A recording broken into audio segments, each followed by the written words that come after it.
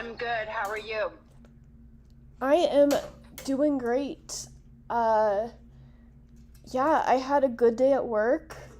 I um I just finished dinner. I took a shower. The usual things that normal people do. Um, but yeah, Did you end up cleaning? I took out trash today after breakfast. I took out 3 bags of trash, actually 4 bags of trash and a bunch of recycling, and I am really, really proud of myself. When I woke up this morning, Amazon at 5 in the morning was like, uh, we cannot figure out how to get into your building, so we're just going to leave your delivery in the middle of the street. And I was like, that's probably not fine. But they probably figured it out because it was actually downstairs when I went there to the concierge. So it's fine. I'm really proud of you, and I gave you 4 fists. Did you see the fist pumps? Because that was for 4 bags of trash. You're like, Yeah. I took out 2 bags of trash, so I did 2 fist pumps. And you're like, actually, it was 3, so I did 3. And then you said 4. So there is 4 fist punches for you. Yeah, it was a bag of dirt because I had to clean up literally a bag of dirt. It was inside of a container because it was my failed worm farm. And then my kitchen garbage. And then the 2 trash bags I keep, uh, one in the hallway and one for the litter that's in the living room. So I literally have like 2 pickle buckets that I use as trash cans because I have anxiety about what if the heavy cat litter um, leaks, and then I have to figure out how to clean up the hallway. So I just keep it in a pickle bucket until I go down the hallway and I can throw it away. Yeah, whatever works for you, because I take out the trash like a crazy person. I kid you not, it's at least every day or twice a day. I'm not even kidding you. So every single day I take out the trash, if not more. And I always feel guilty because the trash isn't full. I just can't stand having trash in my place, which is great. I prefer it when it's out. I'm like, I feel good. So congratulations, you're baby stepping in the right directions for the new year. Do you feel that? My goal, because like the KonMari method is just like, fuck doing it a little bit of a time. You really just need to sit down and do everything at once. But it's a little bit too much for me. So now that I've done like the majority of the like big tasks that are very time consuming, I'm trying to do one thing every day. Just, focus on accomplishing cleaning one more thing every day until it is done. Just actively trying to make it less disgusting in my house. No, it's good. You'll be stoked because when it's clean, you actually really do think better. It doesn't, I'm 100% sure this is something that even if you get your shirts folded or something, you really can think better. At least I can only speak for personal experience. So I'm stoked that you're doing that because it's something you've been trying to tackle for a while. So how is the new job? It's not a new job. It's the same one I had.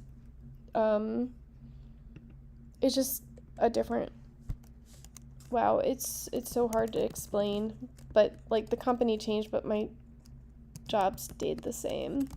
Like literally, they Okay, just yeah, bought the no, company. so they changed the title. It's No, like the no, same job you're doing. no. Oh, okay. Literally, the same tasks and everything that I was doing before are the same things I'm doing. It's the same code base. Everything is the same. Oh, So, okay. uh, yeah, I just had a good day today where I came back from break and it was yesterday and I was like, I was proud of myself. Like, I remembered the password to get into my computer and then I couldn't remember the password to get into my email. And then I like couldn't find the code in the code base and I freaked out and I reached out to my coworker and I was like, oh no, it's like in a feature branch. It's like, it's fine. But like, I was able to close some tickets already this week that have been on my plate for like almost a month. And so it feels good to come back and be productive. And then I only have one task left, and it's like not an important task. And so, but I'm making good progress on it because I'm using ChatGPT, which I'm definitely going to get fired over using it, but I don't care. It's fun to use. So, um, anyway, have you done any more jobs with that person? I'm talking about the lady with the white teeth. Oh, Raina. No, I wrote her an invoice today, but the real estate agent he has a few jobs for me. So, and we arranged something. The guy that I pay rent to, it's a property manager. And I was just telling him that I was overcharged $50, and he made a mistake and he didn't charge the $50. So I have to pay that $50, but he made a mistake, and we kind of got in a little, argument about it. And I said, you know what, I'm really sorry. And when he said to me, have you ever made a mistake before? And I said, you know what, I've made so many mistakes, and I am so not understanding what you're saying. And so then I finally got that he made the mistake, because I was so wrapped up in the fact that I only had $875. I didn't have an extra $50. So that was kind of a stress, but it turned out being a good thing, because we got in a little like tiff, and I said, well, you must have money. I said something like that, because he's like, he said something like, we're not going to charge you fees. We can do it to next month. You've got to work with me. I don't know. It was just this weird conversation, and we got in a little tiff. And then he texted me after our conversation, because I said, okay, great. So I'll pay the $50 next month. So it's pushed to next month. And I'm not going to get feed anything. That was my thing. It's like, it's not my mistake, and I don't want to get fees. But the thing is, I could give a shit. If I had $50, I'd probably just throw it in there, Like, I'm somebody that doesn't care, but I'm literally like living penny by penny. And so I think he realized that, because they make a lot of money. They make a ton of money. And he texted me and he said, are you open to doing real estate photography? And I said, I've done it before. And he's like, well, we have 500 units in Tucson. And he's like, so we worked out something, and he's going to get me work. So I'm just, that's good. Hanging in there. Just yeah. The more you get established, the less like by the teeth we're going to be, and then I'm going to be really happy for you, and then it'll get. I can't even, like, it's going to happen, right? Because I have to tell you, I got that rent paid, and I was so stoked, and when I saw the extra $50, I lost it. Because I was like, I don't fucking have $50. Like, where am I going to scrape that up? And just the fact that it was a mistake, I'm totally cool with that. I just wasn't processing it, because it's been such a bitch to just survive. And I got to tell you, I've been hungry the last 2 days, and thank you for sending the $20. Oh shit, I'm making these little pizzas. I had some extra frozen pizzas. And I probably just burned them. Hopefully you can still eat them. Please don't burn them. It's been a nightmare being hungry. Like, I'm like, this is ridiculous. And I get my food stamps on Thursday, and I'm just thinking, how much am I willing to push this? Because I believe I can push through this, but what is the deal? I'm hungry, like, what am I doing? I obviously am not managing it correctly, but it was just the fact that, I don't know, I got the roof over my head. I just hope it's going to go in the right direction here soon. You know what I'm saying? Yes. Because I'm like working my ass off. I got myself connected to like the best people, and it's like, it doesn't matter. I'm already in debt to her. I'm in debt to my friend.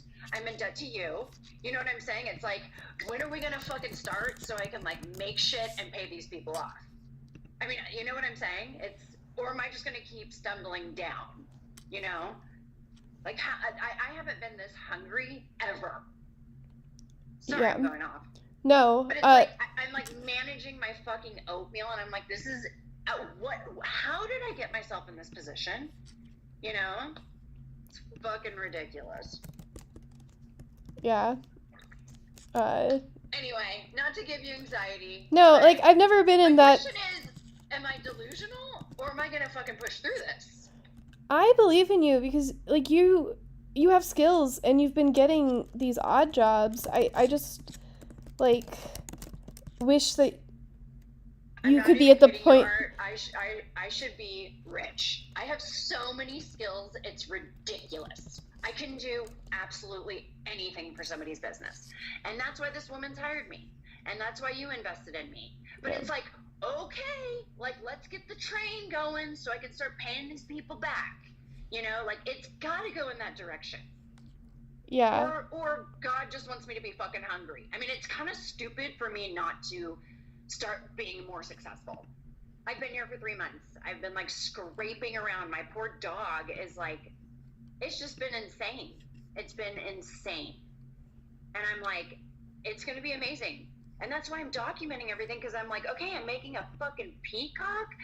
I mean, I just recorded myself the other day painting my wall that Baby Comards is on. And I recorded myself dancing to Michael Jackson's Beat It. And I was just editing that. And I thought, what am I doing?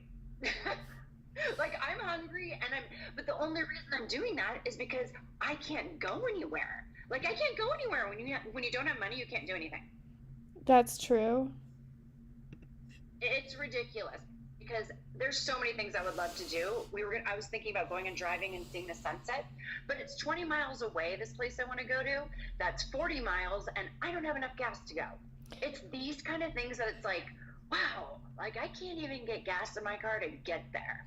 I know And you keep would my car saying even make it? a year, but you know, it'll be here this time next year, and hopefully this time next year you'll have, you know, I gotta be able to eat. Like, this isn't gonna be sustainable for me if I'm not, because I don't feel healthy right now, and I don't operate well if I'm not eating well. And I'm eating like the fucking scraping shit and and oatmeal in my fridge, and it's like, I don't feel good right now because I'm eating like shit because I don't have money. And it's like, think of how many people don't have food, but like anybody like you and me, they're not. Do you know anybody that's living like me? You know? well, no, but the first year I lived in China, they didn't tell me about the teacher's cafeteria for like the first 4 months, and I was almost like the food they gave me was truly gross, and then I discovered it and I pigged out. I didn't realize it was more expensive than the student cafeteria, so I wound up running out of money for food, and every month they gave us like a crate of fruit. So for 2 weeks, all I had was apples, and like I couldn't afford anything. All you had was apples? Yes. Really? Yeah, for 2 And weeks. it's like oh my, are you, nothing else? No rice? No, nothing else. I just ate apples. I don't think I could do that, Art. How did you survive? I'm somebody that needs food. Yeah. I remember it because it was like Halloween, and I was like, y'all, we need to go out for a steak dinner. Like after I got paid again. I was like, we need to go and do this, because it was like a campus, so there wasn't even any rush, because like I had like money in the bank but no way to get food, so it was difficult. So yeah, I understand. And I was like on a very strict budget because I was going to Japan, and like I needed every cent that I had in order to survive, because like it's hard when you're making $500 a month and then you're going to Japan spending $100 a day after you've already paid for like the hotel and the flight. It's just like, go live in an expensive country and then go to less expensive countries is how this should go. But yeah, it was, yeah, I've done that before, but it wasn't like this, you know, like it's not the same situation, if that makes sense. Oh yeah, I mean, with my situation, I feel like that's probably like a growing situation. I don't know how old you are. Were you in your 20s? Yeah, I was like just graduated college. Right. And so like Peace Corps and everything after college, it's like you're in your 20s, you've got all this energy and you're just stoked. And, I've waited tables and traveled to Africa, And everybody was giving me shit that I was doing that, but I was like, I want to go to Africa. I don't want to be locked into this job. And actually, yeah. So you're in your 20s right now. The difference here is that I had a whole professional career. I lost it in COVID. It's just, I'm literally starting from ground zero, and it's fine. I'm building, and I think I've done really well. It's just, wow. It's different if you're in your 20s, and it's this, you're kind of supposed to go through that in your 20s, if you know what I'm saying. Like, I was starving in San Francisco, and I remember us eating pork sandwiches behind Ritz camera, and just, if we only had one pork sandwich a day, and so, you know what I'm saying? Yeah, it's like you were young, so you could deal. Like, it's just a funny story now, but now, like, we are adults, right now, and therefore would love to be able to eat. So yeah, it's just weird. It's weird. And right now, I just burned my pizzas. So it's like I can't even think properly because I don't have food. You know what I'm saying? are they like burnt, or are they? I'm just gonna check them out now, and now that Deep Soul's in, you can say hi to him. Because I need to eat something. Yes, and please eat. Yeah, but yeah, I'm glad you shared your story, because I just like that we share our stories and that they are similar, because you went to China. You put yourself out there, which is amazing. Do you feel like you learned a ton? Yes, I mean it's a really good experience. I recommend everybody that is young before they have kids, just go and travel, go in and figure things out before you settle down into whatever. But I can't. Yeah, go ahead. No, it one of the things that made me come back was my sister wrote this really heartfelt email, but then she asked me for 3 months worth of my pay for something for my parents, and I was like, lame. I was like, you can't just ask me for 3 months of my salary. I mean, I had the money because I am a saver, but that's not the point. No, I completely agree with you. After college, I did that internship on Ally McBeal, if you can remember that show. Do you remember that show? Yes. And I knew the script supervisor, and in Hollywood, you need to know somebody to get a job, so I was really lucky. And I worked on the set for a summer, for 2 months, and they offered me a job in the production department, and it was a computer desk job, and I didn't take it. And I remember my mom was so pissed. My dad was pissed at me. He's like, why aren't you taking that job? And I said, well, I'm going to wait tables because I can make more money waiting tables, and then I can go to Africa. And it was just a very, no, you should have taken that job, Mm-hmm. And so it was really hard to fight through it all. But when I went to Africa, I mean, I'm so stoked I chose to travel. So stoked. Because I would have been locked down in a job, and I was like, I traveled. I went to Europe, I went to Australia, and I did it by waiting tables. And I 100% think that that's what people should do right after school. So, yeah, we haven't actually been on topic because Zeller and I are friends, and we're the only people in the room for a bit. So, James and Deep Soul, welcome. Deep Soul, how are you? Hey guys, it's completely fine if you guys are off topic. I do this stuff all the time with my friends, not on Spaces, but yeah, I totally get it. You don't have to apologize, but I'm doing okay.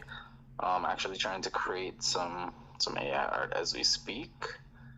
But yeah, I've been good. How are you guys? Well, Zeller just burnt her pizza. I hope that it's salvageable. I would feel bad if... I'm it's a little bit burnt. I'm checking it out right now, but I'm going to try and eat it. But I'm doing good. How about you? I'm doing okay. What's going on with you? You want to share anything? Since I just shared my deepest, darkest stuff that I'm going on, I don't know when you came in. And Art, thanks for listening.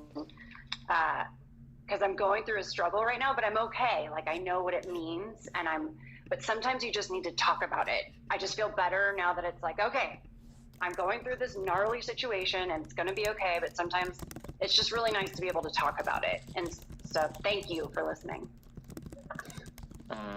Okay, since you mentioned that, I recently had to cut off like my closest friend because of behaviors that he's had over my entire friendship with him. Every time we have a falling out, it just brings up back those behaviors. So I had to cut him off, and I don't plan on talking to him ever again. So yeah, that's what I'm going through, but it's fine. If you don't mind me asking, how old are you? I'm 23.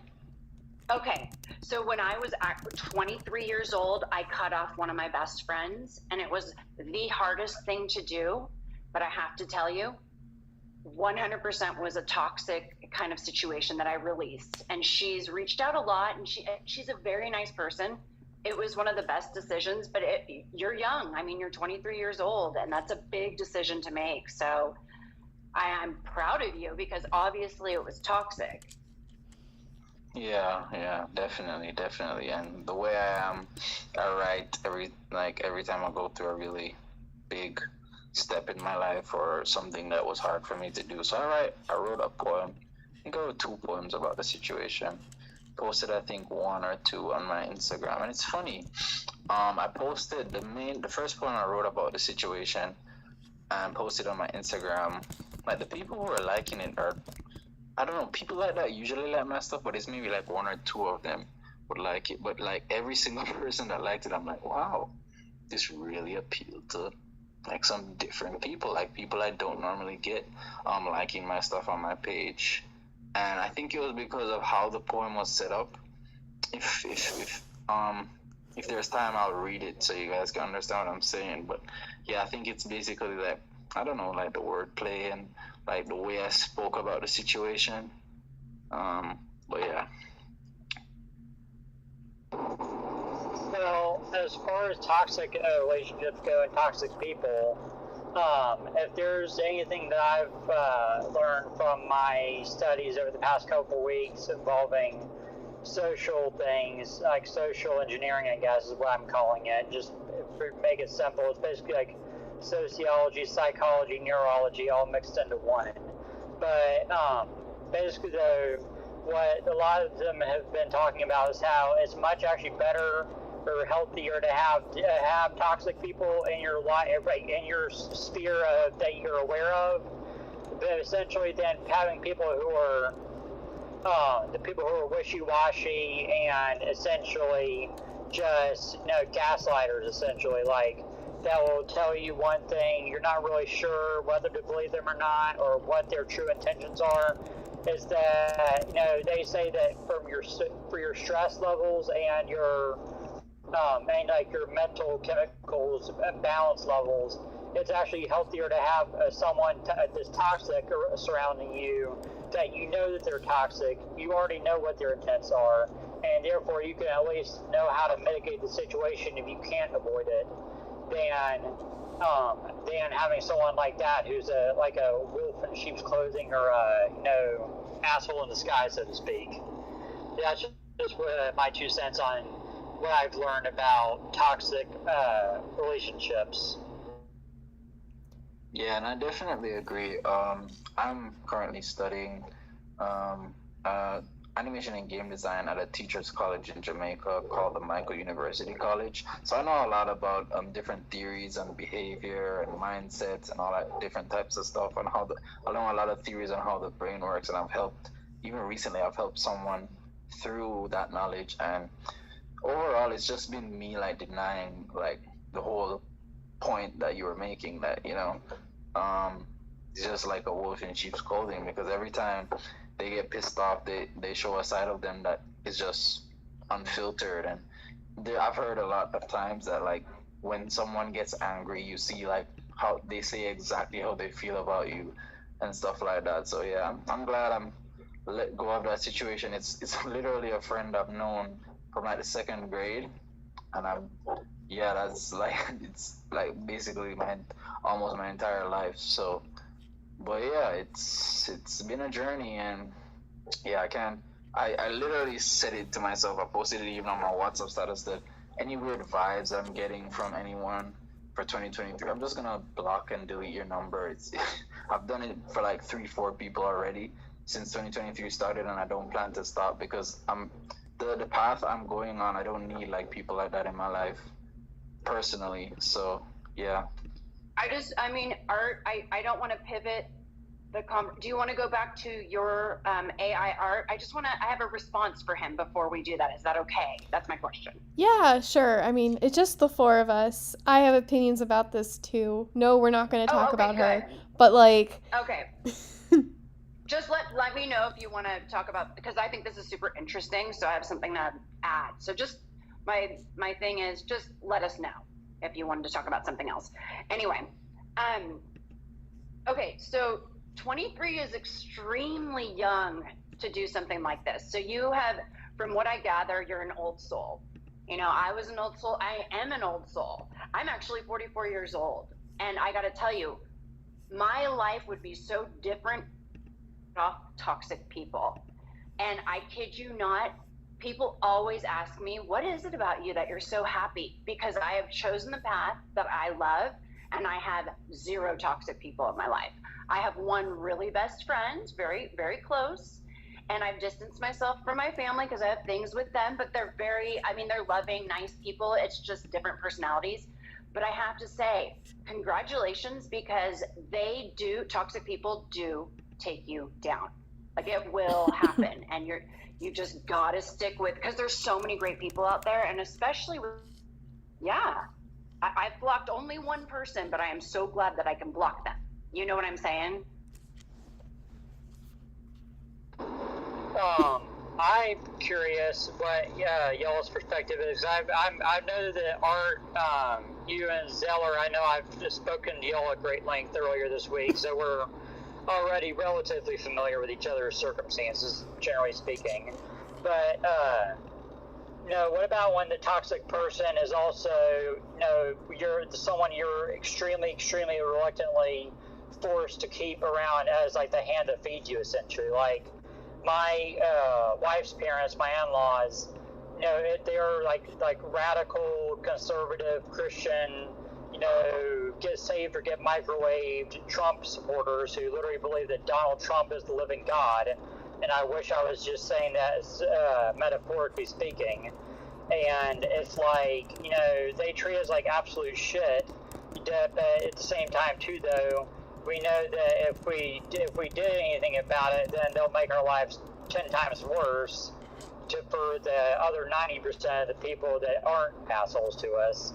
And then it's like, what do you do when there's people like that you really can't, there is no real good way of getting out of it? Or when it's like, when it's just going to turn into a knockdown, drag out, and essentially a political battle, so to speak.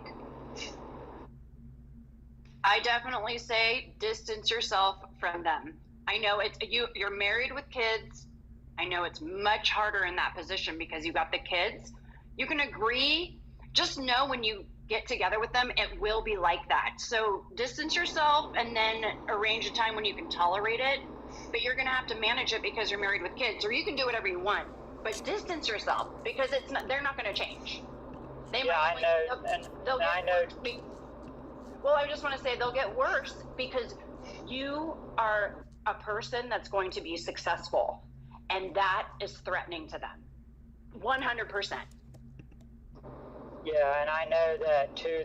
Another big issue is that she keeps trying to effectively indoctrinate our son into her beliefs. Not even her husband isn't that bad. Essentially, he has a similar philosophy of life. However, he's one of those people who's more passive or passive aggressive and just lets it bottle up and then just swallows the emotions. And meanwhile, she, on the other hand, is someone that you could just look at the wrong way, and she's like a loose cannon. And she is going through early on-stage dementia, I think. But that's the thing. It's like, yeah, she's pretty much like every time that he goes over there, the kids go over there to her house, she's immediately just starts bombarding him with questions about our finances, about what medicines we're taking, about our doctors, about how much money we have, like everything, like just, and it's to a point where we literally have to create a separate life that we tell her about, that we, and have to make up a string of lies and then keep coordinated with all of it, because otherwise it just ends up turning into a never-ending fuckfest, pretty much. Okay, James, where do you live again? I know you're on the East Coast. South Carolina. Okay, South Carolina, and then how far away are they? They live about 30 minutes from us, and unfortunately they are also the co-signers of our lease currently until we're out of it in a couple months. So that's why, honestly, I mean, if I'm going to spend, $2,000 a month for rent, then I want to be living in like a city I want to live in, like either Charlotte or Atlanta. Good my for family, you. my family lives in Charlotte. Her family lives in Atlanta, and her whole family knows that she's crazy. Unfortunately, they can't really do much about it because you can only Baker Act someone if you're actually their spouse after they're married. Even if you, like, even as a child, as their adult child, you can't institutionalize them or anything, or force them to get help when they don't believe that there is such thing as mental health. So, you and your wife and your kids, if you don't mind, how old are the kids? Our son is going to be 8 in February, and our daughter just turned 3 3 weeks ago. Okay. Do you think you're done? Yeah, just because, literally short of me becoming like a Bitcoin millionaire in the next few years, then most likely, just because, it's already, it's just so much emotional strain, psychological strain with the kids as it is, and them tearing everything up, and it's just like, like our house literally looks like a hellhole, but an overwhelming majority of the time. And it's to a point where even for me, having high functioning, it's just absolute torture going in the house and seeing how much of a disarray it is. Just like, it's not disgusting or anything like that. It's just like toys all over every part of the floor, and it's like, after doing 12 hours of hard labor every day, I don't really have much left in me to bend over for 45 minutes to pick up toys, and that's another thing we're working through. But it's basically a lot of the turmoil that we go through with her mom ends up basically resonating with our son, and so he has a lot of bad behavioral issues, and he gets really, really, really bad anxiety. And he starts almost like hyperventilating and like screaming and throwing things when he starts getting frustrated, because that's just the conditions it's been in. So where I said that's why a large part of the reason why I was I had to check myself into the Hotel California for a couple years ago, because I just had it, after working, I don't even know what it was. I think I worked for like 15 or 16 days straight doing, 16-hour shifts, and, our car had just been taken away and everything else. And at that point, I was just like, I don't even know what I did. I think I blacked out. And then when I woke up 2 days later in a mental hospital, and I guess they said that I had my system. I don't know what actually ended up happening, but so after that, I pretty much been trying to distance myself, and that's the main reason. One of the main reasons why I focus so much on focusing on that. I'm not focusing on the demons in the closet, so to speak. I'm not saying literal demons, by the way, but you know what I'm saying. So, that's why I always say that this is a part of my my recovery is this stuff, and then if I can end up actually becoming generationally wealthy, one day sooner than later from it, then all the better. But once I have a stable household and a stable income, the money really is just a distant second at that point. I care much more about creating a big impact than I do becoming a billionaire. Then of course billions would end up fixing a lot of problems, helping me to solve a lot of problems. Like one of the big things that I always say I want to do once I do make it, become really wealthy, is I want to create a national program, essentially similar to Alcoholics Anonymous for mental health, because of the fact that really there's nowhere good to go right now. Like I remember when I was in the mental health.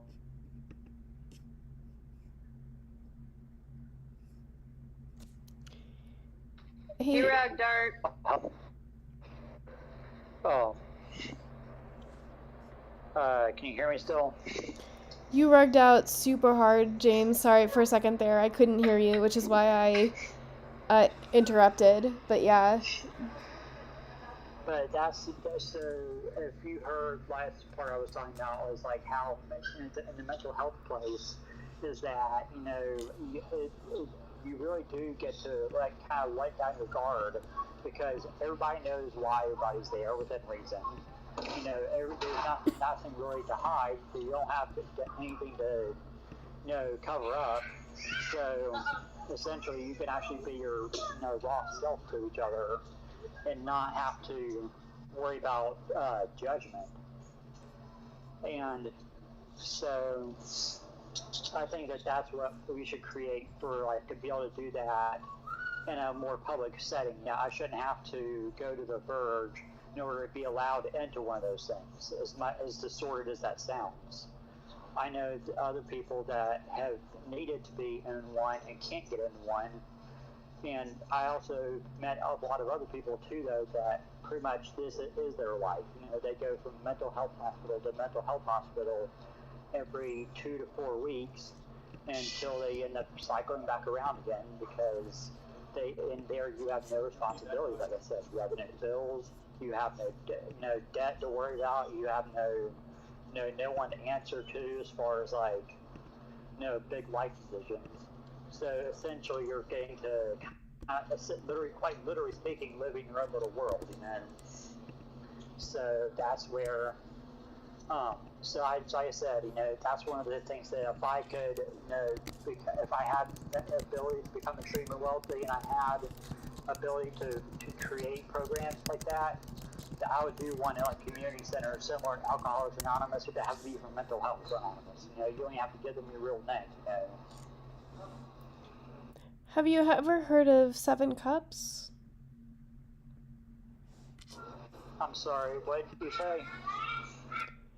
Have you ever heard of 7 Cups? 7 Cups is like you drink from? No, I have not. No, it's a mental health helpline where they have volunteers that listen to people that are going through crisis and basically free therapy, from what I understand.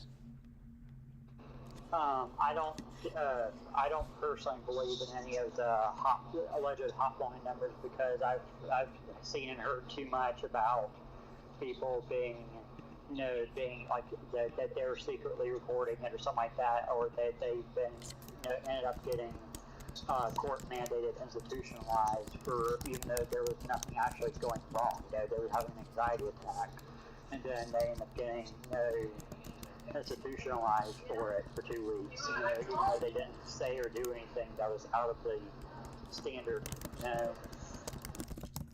So that's why I kind of actually like the Twitter spaces almost on here. Like there's one that they do with a doctor out of London or something like that. So she agreed that it is one of the appeals of doing it on something that's like this, where you don't even, obviously I am James Davis, but you don't know who I really am or where I'm really from if I didn't choose to disclose it. So it is adding adding the extra layers of anonymity of being in a globalist system like this is, I think, allowing people to speak out more about what's really happening than when they have something like this, a hotline, a national hotline or a statewide hotline where they are secretly actually documenting this stuff,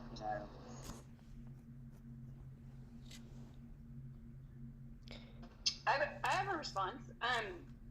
And no offense to you, Art, but I'm agreeing with James. I would never call like a therapy hotline.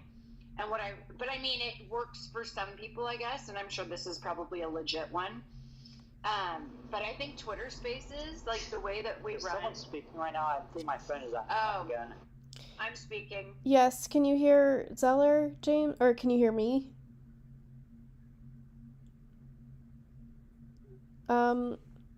Okay, I would say.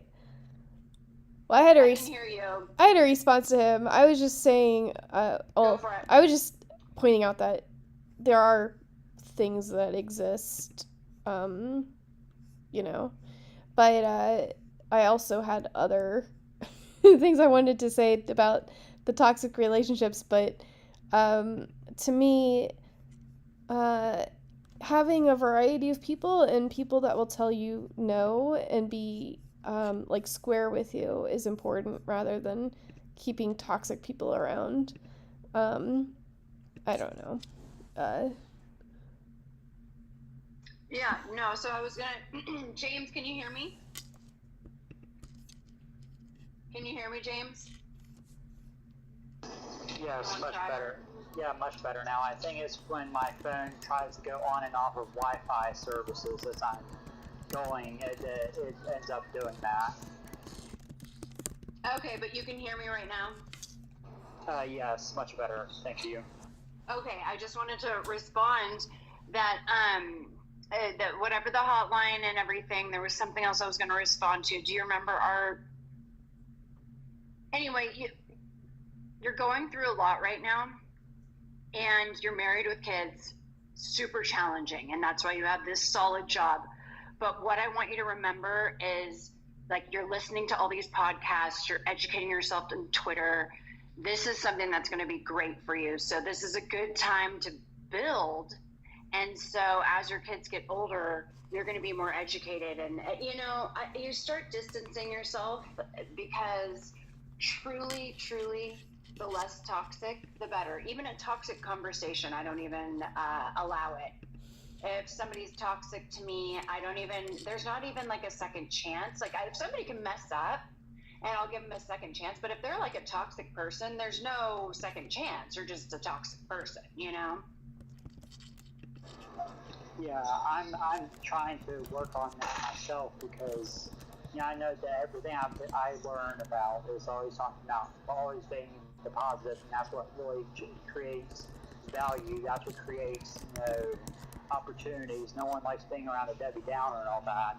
But then it's difficult when people ask me, about myself, about like that. That's why I don't talk to people at work, because I don't want them knowing, how screwed up life is or like James, that. So, James, I just remembered what I wanted to say to you because of that. So I came into the space about 8 months ago. And I would say right before COVID, I was doing the best I had ever done. And then I lost everything right after COVID, right? And I had this amazing comeback, and it led me to Web3. So right before COVID, my mom and I started having tension in our relationship. And this is about, 4 years ago or whatever. But as I got into Web3, she told me she did not want to discuss Web3 or anything about it. And now it's to the point where she doesn't want to talk about anything in my life. This is my mother, and this has happened in the last 4 years. And it's okay. What I do is I distance myself, and she can call me. And you know what? Since I've been here, she's called me twice. But I don't call her because she doesn't have anything good to say to me, and she doesn't want to hear about my life. So, and I don't know how she's going to deal with it, because I plan on being successful, and any successes I've had, which I've had a lot, have been very challenging for her. And so I'm in this kind of crazy situation, but I'm just saying, your in-laws, your mother-in-law, like, I know they're so close in their blood. I hear you. But the best solution for me is distancing and low expectations. And that's how, and I have a lot of healing to do because this is still a new situation for me.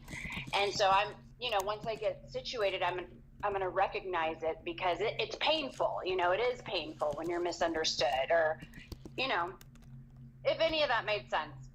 Did it? Yeah, I completely understand. Yeah. I lost my train of thought. Hold on a second. I'm trying to check out right now. Yeah, let me say hi to Joe real quick. Hi, Joe. It feels like an entire year since I have talked to you. And I'm doing an AI art space. We're just kind of talking. I'm taking snippets of I should probably warn people. I'm taking snippets of our conversation, making them into AI art, and then we're going to sell them, and 50% of it's going to go to rescue.org when I mint it this month. So now that we're 45 minutes into the conversation. As long as you don't send it to that anonymous tip line, we're good. That so-called anonymous tip line, then we're good. Hey, Joe. All I know, it's like I totally want to say hi to Joe, but it's kind of a brilliant thing that you're doing. Like, we're having a conversation, and you're penning AI art based on what we say. I think it's brilliant. Hi, Joe. Dude, what's up? I hadn't seen you. I hadn't seen Amy. I was like, oh, I got to pop in and say hi because I miss you guys. So I just wanted to say hi to both of you. And how are you guys doing? Like, holidays, New Year, everything. But, yeah, I miss you guys both. You want to go first, Art? Look, I'm doing amazing. I am going to be doing my first exhibition this month. It's going to be a maze that is all of the AI art jams that I've been doing. I'm minting not all of this, but like the best pieces from those. And every collection, you can choose which charity you want. It's going to be a Polygon collection, so like you can just choose the art from the collection that you want to the benefiting charity. Oh my god, I need to figure out how to say that. Basically, each collection has its own charity that it's benefiting, so you can choose which art you want to support. Right, I was gonna help you with it, but you got there. So perfect. The sentence didn't form well on its own the first time. It's all right. You're like working the marketing pitch right there on the fly. Yeah. So the horrific hackathon I did was actually the code I need for the maze for this month, and I am behind for the custom exhibition for February, but it's going to happen. And then we're gonna repurpose the custom gallery and make it into the first scholarship competition for actual children and students. So we're just starting this year off with a bang, and I'm so happy to have the energy to have these AI art jams. I really do enjoy them, and I'm hoping that by doing these, I'm helping inspire people to actually, submit art to my gallery. And then in the worst case, we are taking these pieces of art, minting them, and trying to raise money for charity. I think it's super awesome, Art. I want to say hi to Joe, and I do want to respond to Art because 100% just stay consistent with it, and absolutely people will come. It's good that we have this time to build relationships with small spaces right now. And since I've been running mine every Monday and you co-host, it's been amazing. And we're on our 20th week. So it's like, just stay consistent, and we're super lucky to be here while we're building. But it's going to happen, Art. And Joe, so cool to see you. Yeah, I don't even know what to say. Yeah, how's your daughter doing? She's fantastic.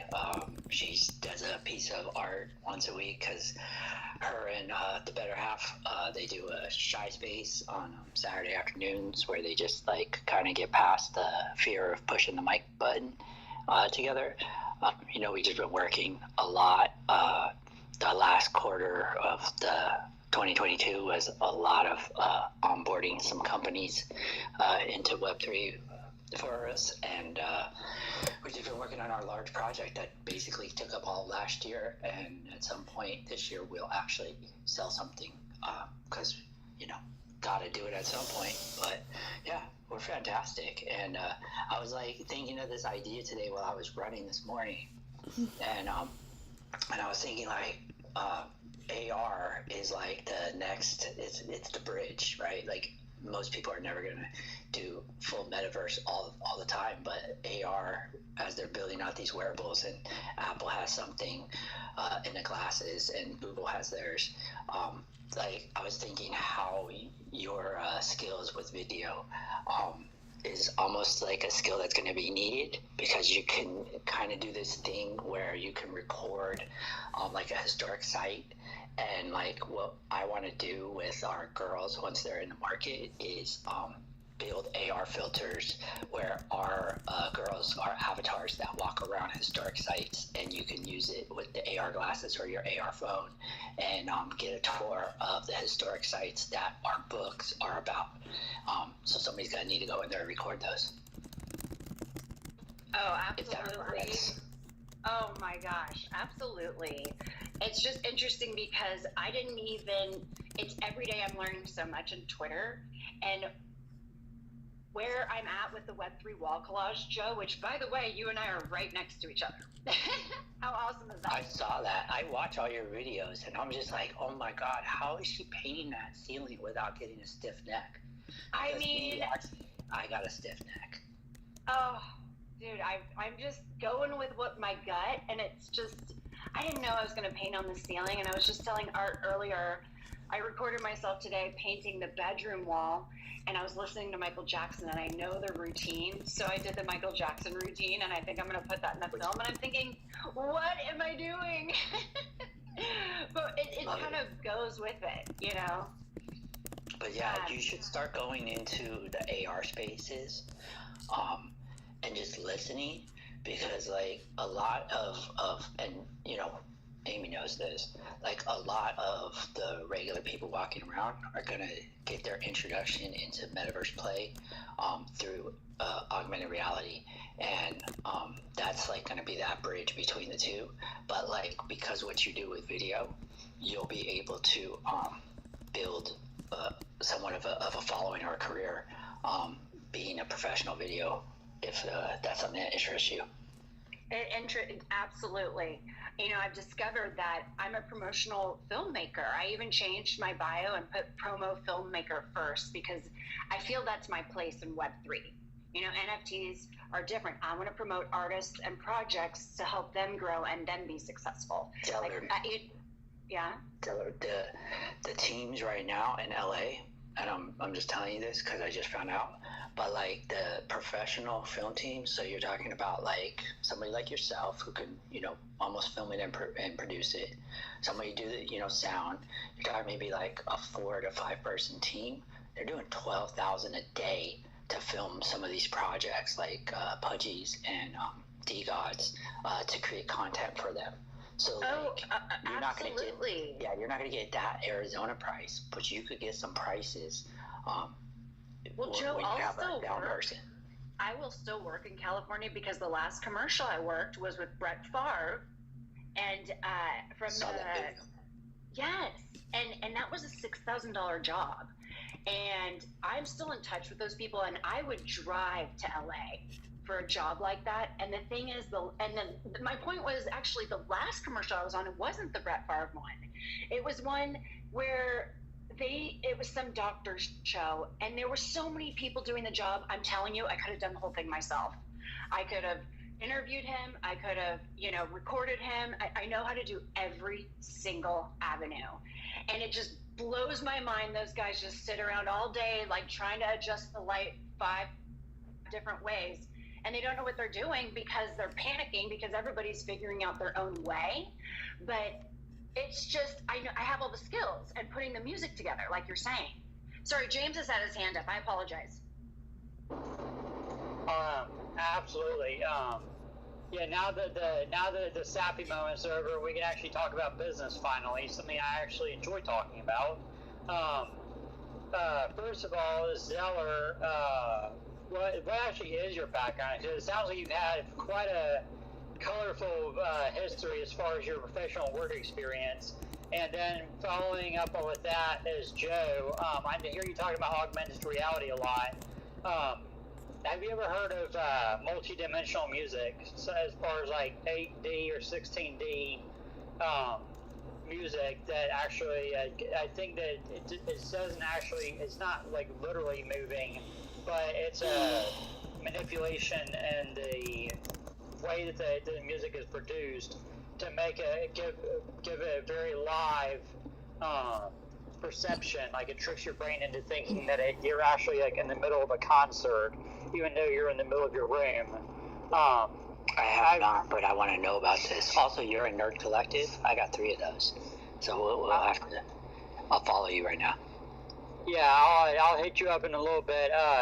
I've got I actually have always been wondering since I found out about this multi-dimensional music, if you did this in like an augmented reality platform or something else like that, like in metaverse augmented reality, then could you have depth perception in your actual hearing in the metaverse? Like, could you theoretically then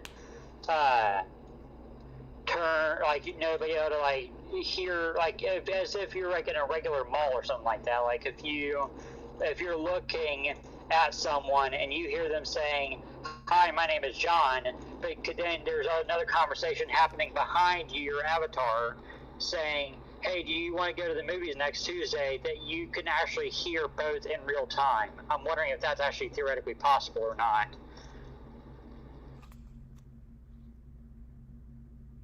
I was chewing, and Art's hand is up. I know. Okay. I know you asked Joe, but like in 2016 for my birthday, I went to a VR presentation, and I thought that we were all gonna like practice VR and stuff, but it wound up being super lame. But they actually had someone showcase there about how they record the 3D sound, because it's in like a special studio with like curved ceilings and stuff. But I think I don't pay that much attention to it now, but I think the tech has improved a lot in the last few years. And I actually went to a conference where the after party used this thing where like if your avatar was standing closer to someone, they were louder, and then if you were standing further away, they were quieter. So like I was like, yes, in a conference my favorite thing was having confusing conversations. But yeah, also Joe, if you know of any augmented reality jobs, A-Frame has it, and you know, I'm kind of deep in the AI and the metaverse stuff. I'll keep you in mind. I just put my hand up to say I don't have an answer to your question, but I was looking it up, and I'm gonna read about it, and everything that Amy, that you just said, the spatial sound is something that they've been able to get done, I guess, really, really well. Because when I was testing the first trip for Other Side, the Yugo metaverse, that was one of the first things that you noticed, is that you could be standing in a group and hear your conversation really clearly, but you could hear very faintly as if people were near you having a separate conversation, but it wasn't interrupting yours. So it was really cool. If that makes sense. And I think they're calling it spatial. It's not spatial aware, spatial sound. I forget. Yeah, it is similar to that. Yeah, I was on my LinkedIn the other day. They were doing a demo masterclass, about it. That they showed you a 2-minute clip, and they showed you like how they create the sound waves. I thought that was interesting. I've been listening to that for the past 2 or 3 months now. That type of music, it helps because of I'm high functioning. That it helps me to be able to actually focus because my brain, I guess, essentially, it's almost like when it comes to business-wise, it's like a super genius. So I'm able to come up with an entire like multi-million-dollar business model in a matter of about 30 seconds and scale it up. But it's torture in the fact that that then I literally have this stuff going through my brain 24/7. So when I'm thinking in that large of a scale and on that big of a macro level, then I'm able to listen to that 8 or 16D music on YouTube, and it's not to most people that are neurotypical. I can see that would be extremely disorienting. I think I got vertigo the first time I listened to it before I got accustomed to it. But after that, though, it's like for example, one of the songs I like, the instrumental part of it, or the background, the beat, whatever it is, will rotate clockwise around your head, while the lyrics are going counterclockwise around your head, in the perception, anyways. So therefore, my brain, because I'm able to think in like 2 separate places simultaneously, then it actually allows me to focus intently on both of those things, those sound waves simultaneously, and it forces me enough to where it's almost like a meditative state, where I don't have to, where I'm able to actually focus and actually able to calm down long enough to get my composure again before going off on another business tangent. That's super interesting. I gotta go read about this. That is like so cool. That's how it does it. So you're wearing headphones to get the full effect, right? Yeah, you have to wear earphones, or otherwise you won't. Otherwise, it'll just sound extremely distorted. Got it. That's cool.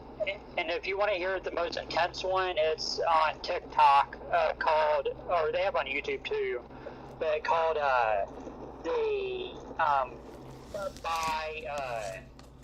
what's it called? The neurodivergent record player, and it's where you can hear every 2 letters of every syllable or 2 of the word every word ends up switching to a different speaker. So you'll actually get almost get vertigo if you're neurotypical, I guess, when you first hear it, and it sounds extremely disorienting. But that's the most intense version I've found. That even for me, it's just too much to try to listen to. However, they have I'll send you the DMs. I'll send you a couple really good ones that do really good depth perception, and yeah. That is wild. Yeah, I don't enjoy vertigo, so that might happen, but that's super interesting. It's almost like you have a superpower and you're trying to figure out how the world can adjust to your superpower. Yeah, that's essentially it. Yeah, and it's the hardest part beyond understanding it myself is trying to explain to people how it is that I can build a multi-million-dollar business concept in a matter of 30 seconds, in my head, that their team of MBAs can't do, even though I have a high school diploma, and actually sound sane while I'm doing it and not sound like an absolute arrogant POS, or end up, basically being able to, what I'm saying, basically, it's just very difficult to try to explain to people that don't understand. That's why when I'm doing all my educational stuff, I'm always listening to Harvard professors, or listening to other big CEOs or crypto people, the big name ones, because at least then they're actually speaking my language. When I'm working in a hot factory all day, around people, mostly dropouts, stuff like that, and nothing against dropouts, but when I'm dealing with people with low income and low IQ, it's very difficult for them to relate with what I'm talking about when I'm talking about how to build a scalable global supply chain in a matter of 30 seconds. It's like I said, it's kind of very lonely. I guess like they say, the higher your IQ gets and the higher your income gets, the lonelier you get too. But that's why I believe in socialized capitalism as my economic philosophy I've developed over the past couple of years. And that's why I believe in building the whole world, bringing the whole world up with me, so that at least when I am at the top, then I don't have, it's not quite so lonely up there when I have everyone I've supported bringing up with me that I can, have good company with.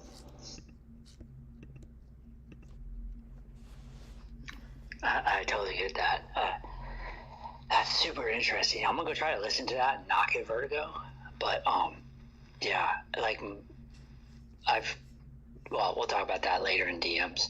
But yeah, who else wants to talk? I think Stream came up too. Yes, I want to say hi to What's Stream. up, Stream? How you been, man? Hey guys. I haven't seen you in like 12 whole hours. Well, I was just in a space earlier. I just wanted to pop in and say hi. You guys always catch me on the tail end of my evening, and I need to go hang out with Stream Queen, or I'm gonna be beaten until I'm nearly divergent. Oh, Stream! What's going on, man? Good to see you. Peace. How you doing, Zell? I'm good. I need to make it to the Vex space. But anyway, how was your New Year and everything? It was very nice, very chill, relaxing. You and Stream Queen and the baby? Oh yeah, the baby doodle. Mm-hmm. Yeah, the baby doodle. He's doing great, Louis. Oh, I love it. After Louis Vuitton, of course. Well, he's got the color. I wanted to ask you guys, you and Joe both have the blue check mark. And I have to say, I don't have the money for the blue check mark, but I have heard that you have better quality videos that you can upload, longer videos, also less ads. And are these things true? Is that why you have the check mark? No. Okay, so is it a status thing? No. I guess, what is it then? At this point, it is me supporting Elon by saying I'm going to give you 6 months at $11 a month, and I hope enough people will do that in order that you may keep this network open, free as it can be, and improve upon it in the way that I hope you will. And if you do that, then it might become worth $11 a month. I thought that Yeah, it was go ahead, $8 a month. No. Art was saying something. Go, Amy. Oh, I was just saying that I thought it was $8. They raised it $3 already. So if you sign up through Apple, if you sign up through your phone, you're going to be paying through Apple, so you're going to pay the $8 or $11. If you sign up through the browser, then it's $8. Yeah, we're paying the Apple tax. I'm even okay with that. I'm doing this as an experiment for all of you. I'm taking. I like the. Okay. I have a lot of bookmarks, and the only way I could continue to maintain my bookmark folders was to pay the fee bump. Okay, because so I have you heard about the benefit? Hey, Go ahead. I got to run. But the one thing to add insult to injury to paying the $11 a month is that you can actually tap on the little blue check mark, and it'll tell you who has a legacy blue check mark and who's paying for it. Yeah. Which is okay because my friend actually has the check mark, and he went through a lot of he's an athlete and he had to go through the whole process. But yeah, but no, I just have to organize work. Stream. Do you think that it almost devalues the blue check mark then? Like I remember when I was a political strategist, and I actually almost became a political candidate at one point. But I remember that at that point, I actually would have had to have had a lot of connections, in the echelons of Twitter to even get access to get a blue check mark at that point in time. Do you feel like it almost devalues the people who did all the grind to get one when now anyone could buy one for $8 to $10 a month.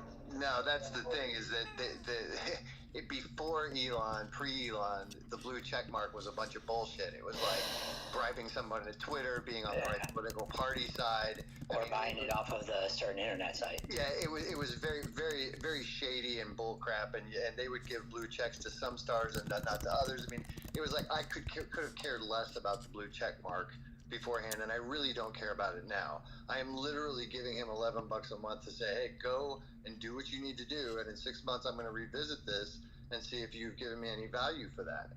Actually, Stream, I think that's a brilliant idea, and I'm glad that you're explaining that because that makes sense with you. That's why I was wondering why you had the blue check mark.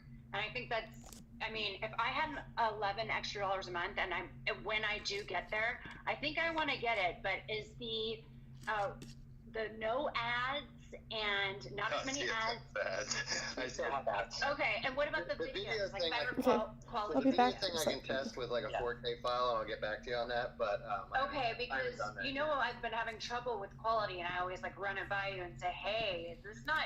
It just feels like it could be better quality, but maybe it's just Twitter.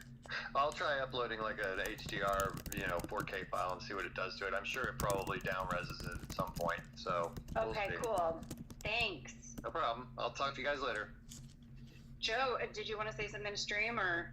Stream's gotta go. Just say something on the check mark. All right. Yeah, it's like I said, it's kind of BS either way right now. It's just it happens to show that you've paid for it or that you had a legacy blue check mark. And if you knew anything about Twitter and social media in general, you never paid it much attention to begin with. I'll say my part now. You go by. Yeah, one thing so like if you follow your analytics, like I use like Blue Magic or Black Magic IO, like you will see that because you're supposed to get bumped up in reply and your posts are supposed to basically get like a priority. So I have seen like somewhere between like an 8 to 12% bump in engagement. Now that could also be because I just kind of decided to fuck it on my timeline, and literally every day now I just tell people to go fuck themselves, and that seems to actually make people happy. But more so, I'm happy because I get to tell people to go fuck themselves. Well, of course they're happier. They're fucking themselves. I mean, of course you're gonna be happier when you fuck yourself. I mean, that's just simple. That's just simple, human nature right there. I mean, I was just asking about the blue check mark, but I mean, hey, if we're pivoting the conversation to fucking yourself, I mean, hey, we're in Web3. It's a bear market. Zeller, this is not your space. I mean, I know that when it's like you turn it a little that way, but I'm gonna go ahead and jump in here and take control of my space again. I have to drop, guys. I appreciate you both. Sorry. But, great to see you, Joe. Yeah. I DM'd you a cool tool, Joe. I appreciate you. And we'll talk about the AR thing, and Zeller, we're going to talk about the video thing in the DMs, and I appreciate you guys and talking. I want to say one more thing. Sorry, Art. I wanted to say one more thing to Joe, that the Peacock, that Art is going to be teaching a class, I think it's this month, and we're going to make a metaverse gallery out of the Peacock and the Water Lily and the Web3 wall collage, and all the PFPs. You're going to be able to click on the link and portal into their brands. And I just want to accomplish this at some point, but I wanted to tell you that. That's fantastic. Yeah. Awesome. I wanted to ask what you thought about that. Yeah. I think it's fantastic. That's what I think. but we'll follow up on it. I got to go take this call. I appreciate you guys. Hey, I also have to get off in a couple minutes. I'm about to go inside and take care of the kids or get them down to bed, and I'll probably be back online in probably about 30 minutes or so, probably. But while I'm in the process of getting off, though, Zeller, I never got your backstory as far as professional-wise. Like it sounds like you've had quite an interesting career. What's your background? Well, so I've been a professional photographer since 2007, and when I started, it was more families, weddings, people, and then it evolved into me selling my travel photography and my artwork, and I've just evolved, and I've been around artists my whole life. So I have a lot of experience exhibiting in art shows, and yeah, it led me to my 3D mixed media work is all heroes. It's all based on heroes that live within us. And so I collage your face with your hero's face. And that's how I got into NFTs, because somebody saw me exhibiting my work and then asked me about NFTs, if I've sold my work as NFTs. So it's been a journey of being a creative person for like the last 20 years. And it's been all different things, all different kinds of work. And so, yeah, and then it evolved into filmmaking. So I taught myself how to make films 6 years ago. And now I'm actually selling films, short promotional films. So I just believe always learn, always grow. So that's just how I've been doing it for the last 20 years. Well, that sounds awesome. I look forward to, if I can get back on later on this evening, talking to you more about that. Or if not, I'll talk to you again soon about it. But I'd love to hear more about how you know when you do these promotional films, because I guess I think I probably told you guys the other day about me wanting to go and do social media stuff, content, at least as a side hustle for the time being. Well, I think I've decided, because it's, you know, whether it's you're on an easy or a difficult platform to learn how to edit, you know, YouTube editing is just so much more time consuming than TikTok. So I'm probably going to try TikTok first, being that I've already posted a few videos on mine before. But I'm probably going to try that. Have you ever used TikTok before, Zell? Yes, I actually just started about 6 months ago, and somebody in the space encouraged me to get a TikTok. So I do encourage you, and it's a great place to have a portfolio. Well, that's I would definitely start there. Definitely. Yeah, that's awesome. I'm planning on probably getting it started in the next week or two. There's another NFT project that I talked to yesterday called the DeFi Elitism, and they are a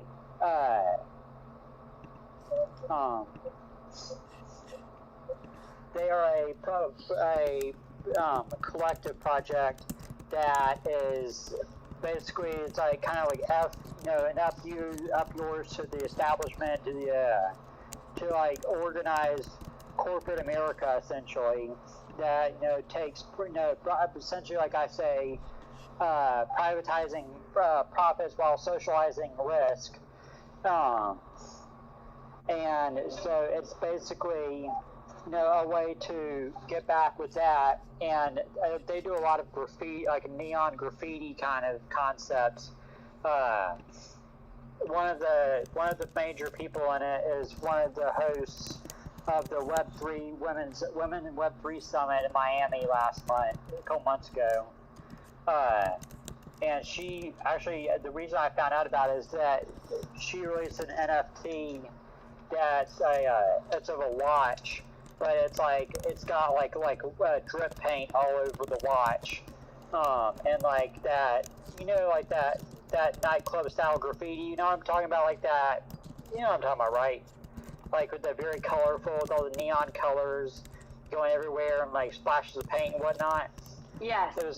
It was like that, and that's their whole style and brand. And I figured that also is exactly what would be big on TikTok. Like what I could imagine a lot of people wanting to wear like that on TikTok. So I'm wanting to try to set up where I'm having them sponsor me pretty much, and providing or furnishing my wardrobe for me starting TikTok.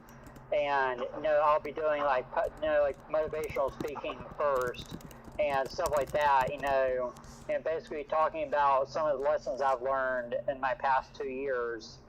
And I'm wondering, from your perspective as a filmmaker, and I guess as a consumer and whatever else, is, do you think, how much of my personal history do you think it would be wise to put out there as far as, like the darker side of it?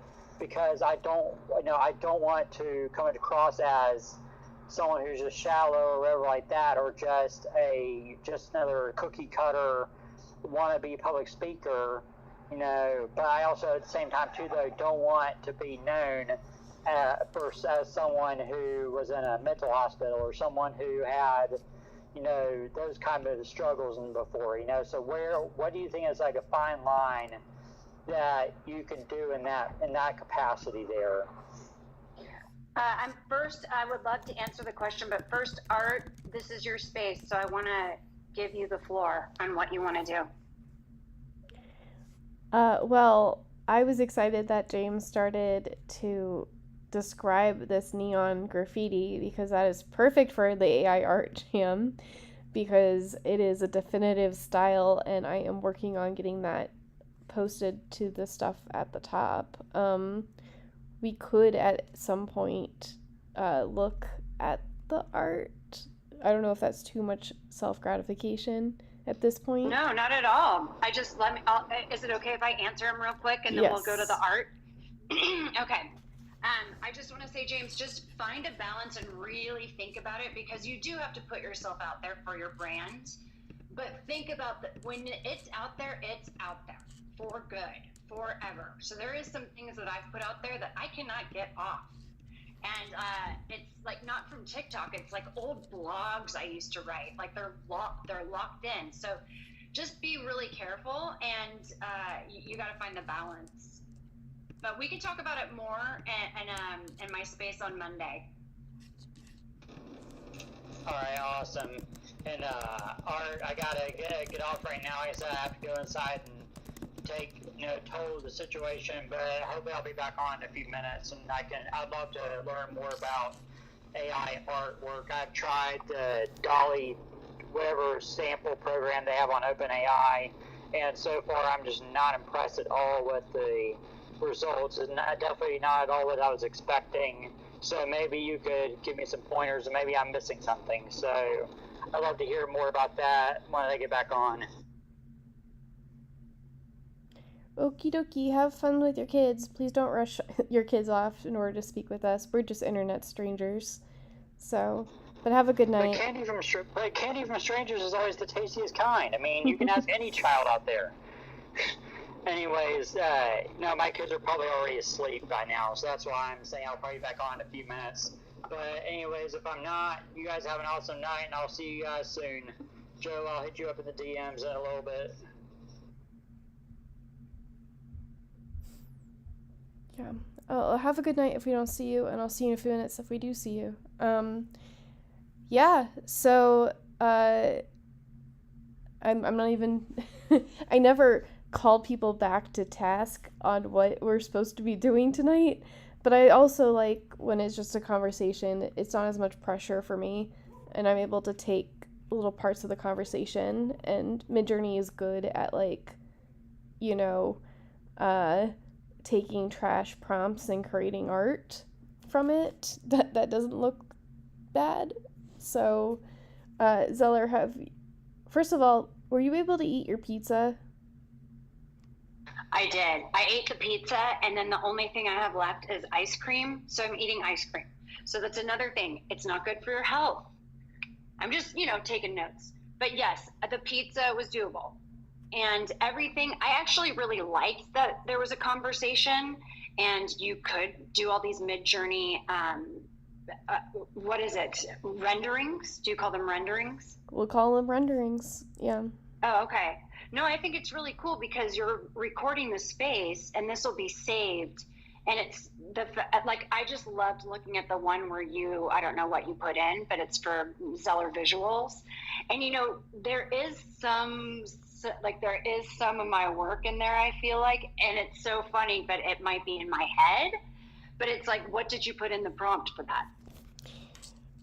Yeah, well, I usually do just take screenshots with the prompt included, so that is a fair question. Let me scroll up here. It is professional photographer, weddings, people, travel, artwork.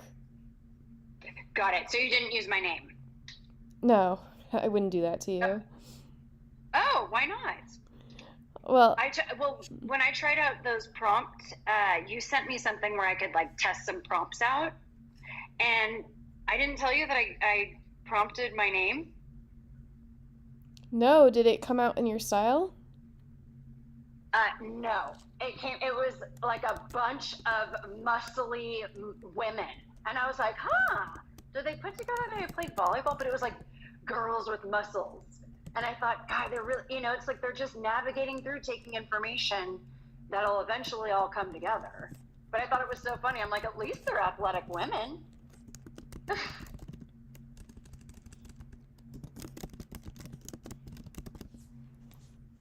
I would laugh if I wasn't so so busy typing Muscly Woman by Carrie Zeller into Midjourney right now just to see what happens. Oh, awesome.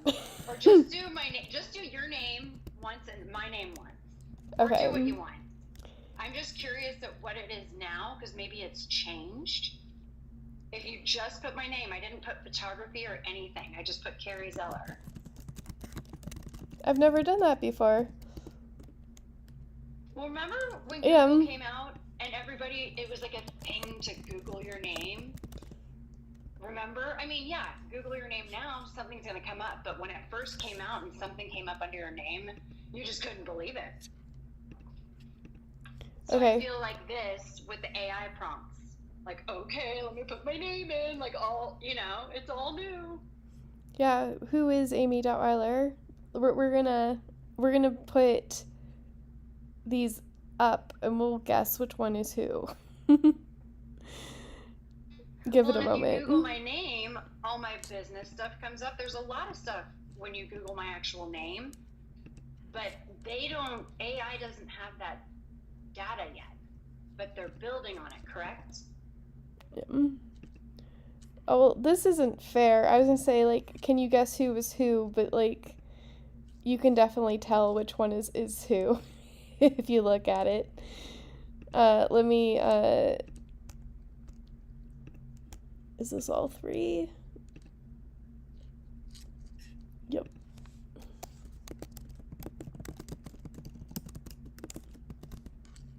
Okay, let me put that up at the top.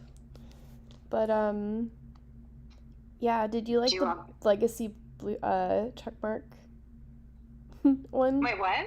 The legacy blue checkmark? I loved it.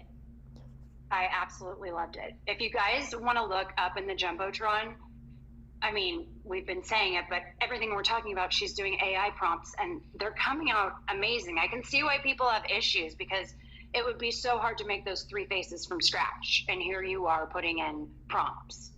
It's a tough acceptance, because it's such a good tool.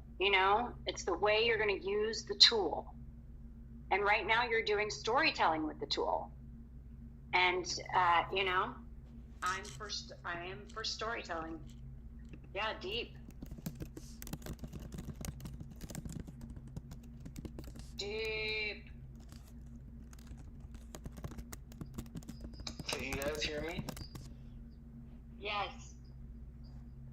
Oh, okay. I was just I've been on the States for a while. I was doing a lot of stuff.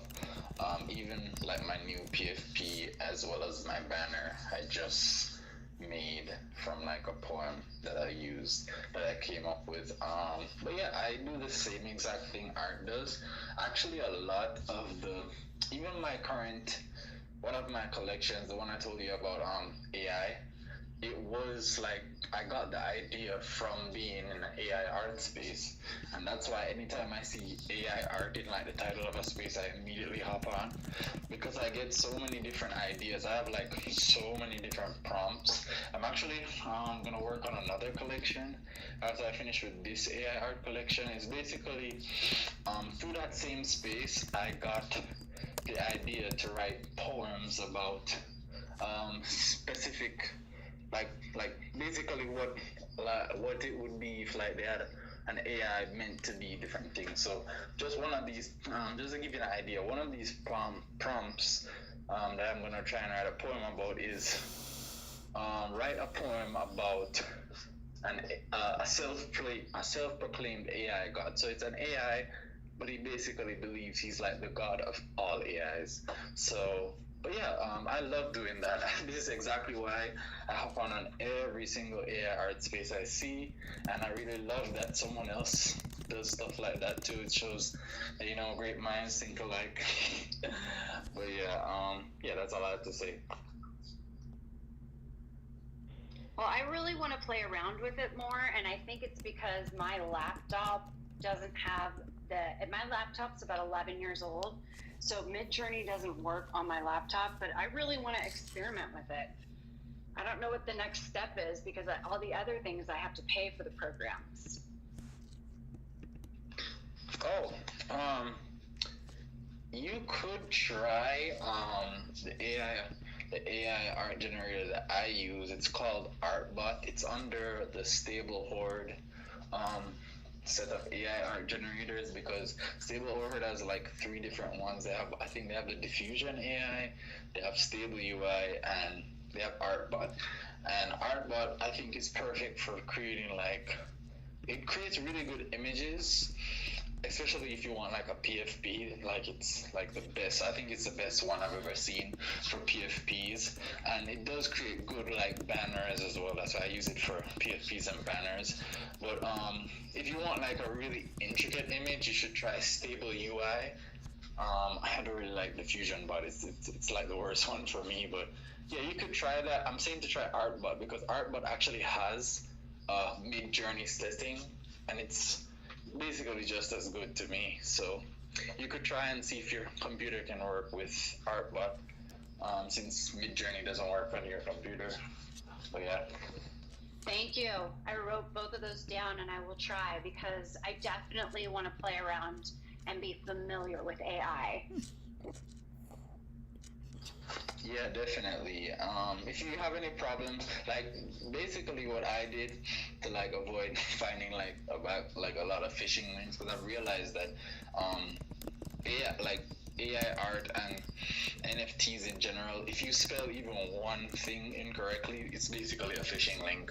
Because I found out I have a specific like browser on my phone called not on my phone, on my laptop, called Brave, and I'm so glad that I downloaded it. It's really centered around cryptocurrency, NFTs, and stuff like that. It even gives you like, you sign up and it creates your own wallet for you. It like stores your wallet in your browser and stuff like that. It's really secure. And the reason I'm saying this is because one time I typed in like OpenSea.io, but I put like OpenSeas.io, and it literally didn't send me to the website. It just prompted me and told me this is a phishing website. And yeah, I could have lost a lot of stuff if I didn't have that browser. So yeah, what I would suggest is just search up Stable Horde in Google, and it should give you like the actual website. So yeah. Okay, you said Stable UI, and then you just said Stable. What was the second part? Is it HORDE? Stable UI is one of the different branches, like the different AI art generators Stable Horde as. I'm just saying, look up Stable Horde, because that will give you the page that gives you the option to choose from the different ones, instead of like searching for Stable UI itself. That's what I'm saying. Got it. Thank you. Go ahead, Art.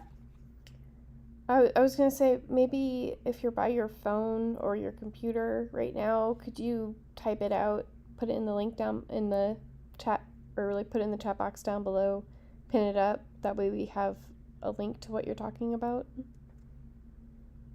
So you want me to put the link in the yeah, if the Stable Horde, if it's like a web page that has a collection of links, I would be interested. I would bookmark that for later. Okay.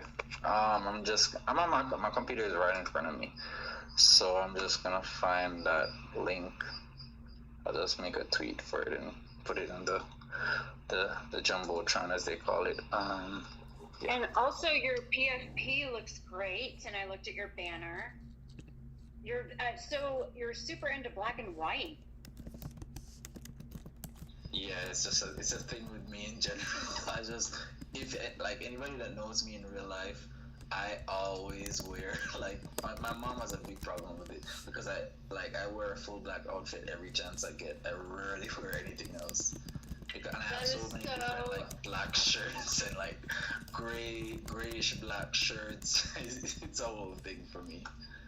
It's so funny because I wear so much color and my work is so colorful and I'm not a black and white person and I couldn't say why. It's just the way that it is. I mean, I love color, but I understand that you wear all black and maybe grays, but it's so cool that we dress like our work. I love that. We look like our work. Yeah, definitely. It's a whole thing. My mom has been like trying to get me to wear different because I do have like decent other color shirts sometimes, and I recently got some new jeans, but it's just a thing with me. Someone recently told me on a space that I'll eventually grow out of it, but I doubt it. But yeah, it's just a thing. I Well, have. and even if Yeah, you go ahead. did grow, yeah, even if you did grow out of it, it's what you're doing now. It doesn't really Yeah. matter. You will change. We all do. But what you're doing right now is the black and white. Yeah, definitely. But yeah. Because think about Web3. I think I came in 8 months ago. I knew nothing about this 8 months ago, and this just came out of nowhere and changes your life. And then something might happen to you where you change to color because it was so dramatic. Yeah, probably. But yeah, I've even written a poem about this because I had a specific experience where I was like, wow, stuff like that, And basically, the experience was as I said, I dress in full black all the time, and I was walking from one part from I'm just gonna say the places because it doesn't make sense. I try to reword it. I was walking from Crossroads to Halfway Tree. Those are two places in Jamaica. And basically, I had on a bag on my back. The bag was black as well. I had on like black and white gloves, but they were mainly black if you look at them. And I was wearing like a full black outfit, black jeans, a blackish gray shirt, black shoes. And I was walking past we call it a gully. I don't know. It's kind of like just somewhere where I think you guys would call it a gutter, but yeah, I was walking past there and I saw like a guy basically in full black as well walked up to me and he was like, he said bombard. That's a Jamaicans use when they're like shocked and like okay, and he turned back and walked away, and I continued walking, didn't think much of it. And then my friends, they were actually walking with me, but I think they were on the other side of the road. They came over and they were like, that guy that walked up to you was a robber, right? Because they were basically explaining to me that there's a group of homosexuals that rob people, and like they basically stay in the gully, as they call it, and they just come out and rob people that walk past there at a certain time of night. And I was thinking to myself, like, wow, like, just because I was wearing full black, like, you probably thought I was dangerous or something. But yeah, it was a really eye-opening experience for me. Because generally, even when I wear full black, and especially if I'm out like at night, like people tend to shy away from getting close to me or stuff like that, because I guess I look like one of the robbers, because most robbers in Jamaica wear full black. But yeah. I mean, hey, I'm not gonna lie. When I'm in the dark and it's somebody that has all black on and a black trench coat, it's totally scary. If they were wearing a white jumpsuit, I wouldn't be scared because it would be like blinding my eyes. But yeah, it's just your style. Like, you do have to think about that. Just like anybody. I mean, maybe women just wearing basically nothing. They get so much attention if their boobs are hanging out or their butts hanging out. It's like you can't not look. And it's like with the trench coat, it might be scary, Yeah, definitely. It's just a natural thing.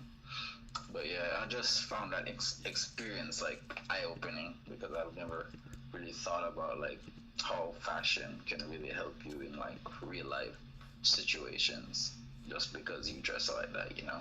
But yeah. Well, it's true because 90% of, or it's 98% of communication is nonverbal. And that doesn't, it just means how do you carry yourself? What are you wearing? What are your gestures like? So it just goes with, maybe people aren't saying you because the first thing you see is a black trench coat, but maybe that's what you like. It's just interesting to think it's pretty nonverbal for the first impression. Yeah, definitely. It's yeah, body language and stuff like that plays a big part, and as you said, nonverbal communication. But yeah. So did it tone you down, or you're still rocking it the way you want, and your mom's gonna have to just handle it? It didn't tone me down, not one bit. If anything, it encouraged me to wear black and white more because, yeah, it's just a general thing. Like, the people that I'm friends with aren't afraid of me when I wear black and white, so I'm pretty fine. Yeah, and I'm not planning to do like any of those criminal acts anyway, so it doesn't really affect me. But yeah. Well, today I recorded myself. I was saying this earlier. I know the routine to Michael Jackson's Beat It. I know the dance routine. I used to dance it when I was little. And so I decided to record myself dancing to that because I wanted to see, how in tune I am with it. And it was awesome. My point is, Michael Jackson in that video, I believe he's 30-ish, okay? And he went through so many changes. I mean, he really transformed after this period of time. And you really just don't know. Like, the older I get, the more I'm like, I don't know what's going to happen. I mean, I think I'm going to stick with this, but you just never know. And but that's what's so fascinating about life. There should be mystery.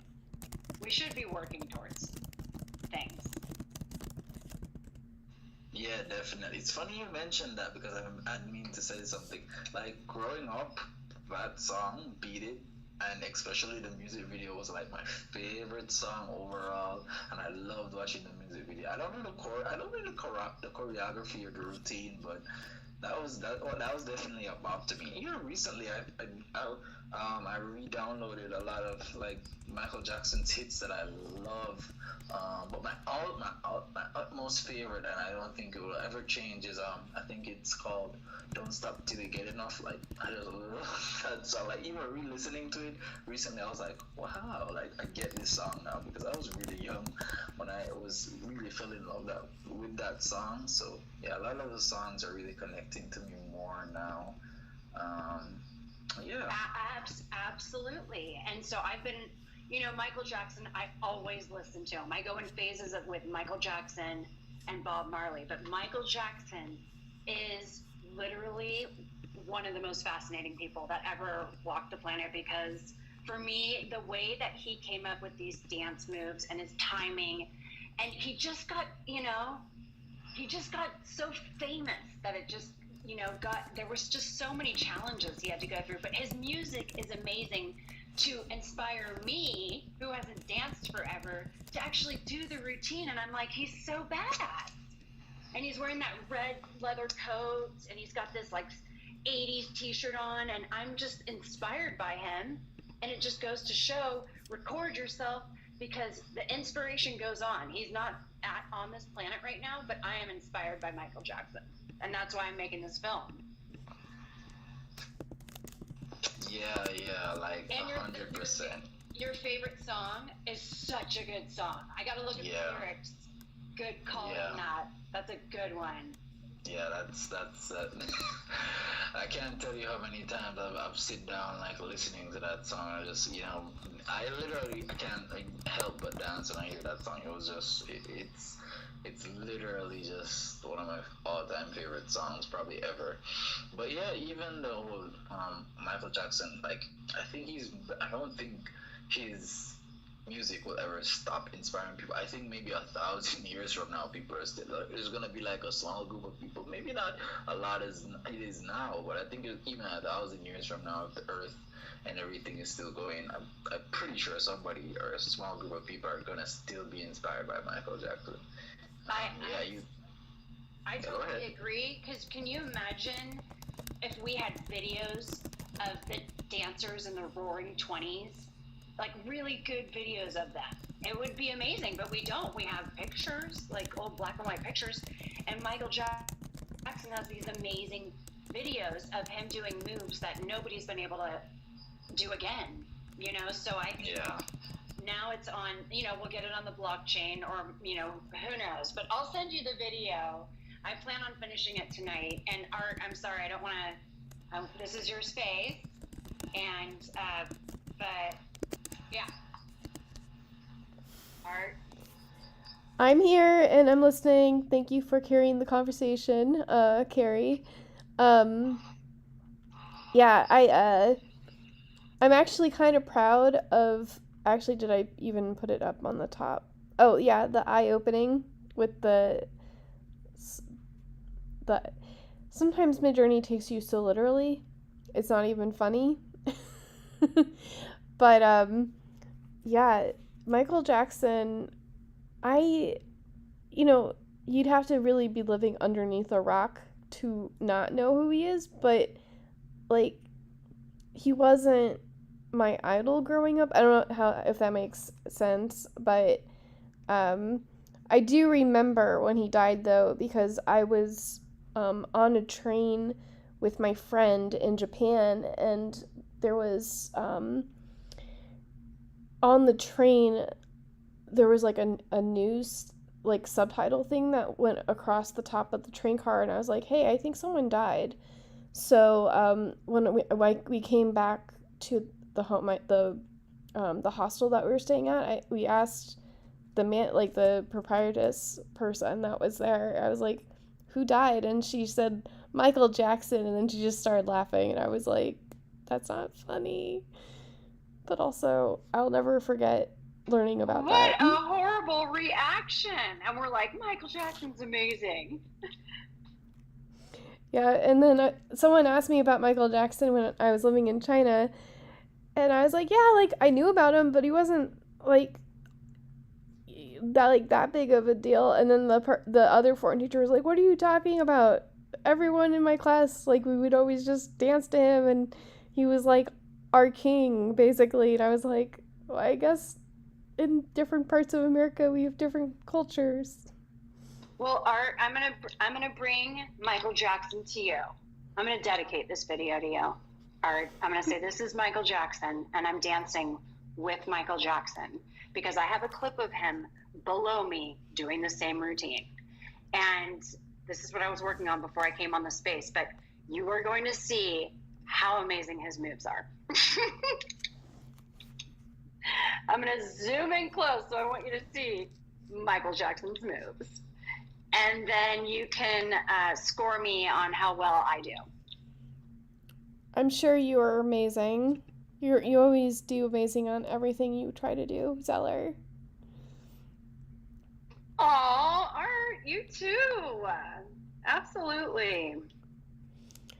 So, I don't know if Joe is just listening, like, he is just listening, but, I recommended, Jen Strout's Keylink app, because he mentioned that he has so many bookmarks that he can't even keep up, and what her app does is it basically makes it, so that you can search more easily for all of the links that you give out to people. So if someone's like, hey Zeller, can you give me your foundation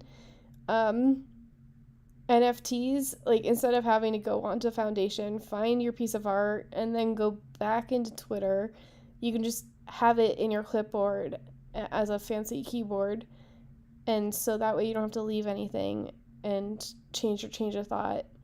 So, and also, Jen has been a fan, like, we've been fans of each other for over a year at this point, and she's amazing. And I should probably have introduced everyone with this level of enthusiasm, like sleepyheads. The first time I met you, I offered to let you go into my banned books art community, because I have when I create this Midjourney stuff, it's in my Discord so everyone can see it.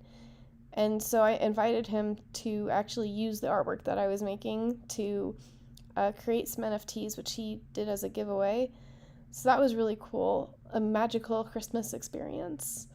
And Joe is amazing at all the things. James was here before, and we just met, I think, on Monday.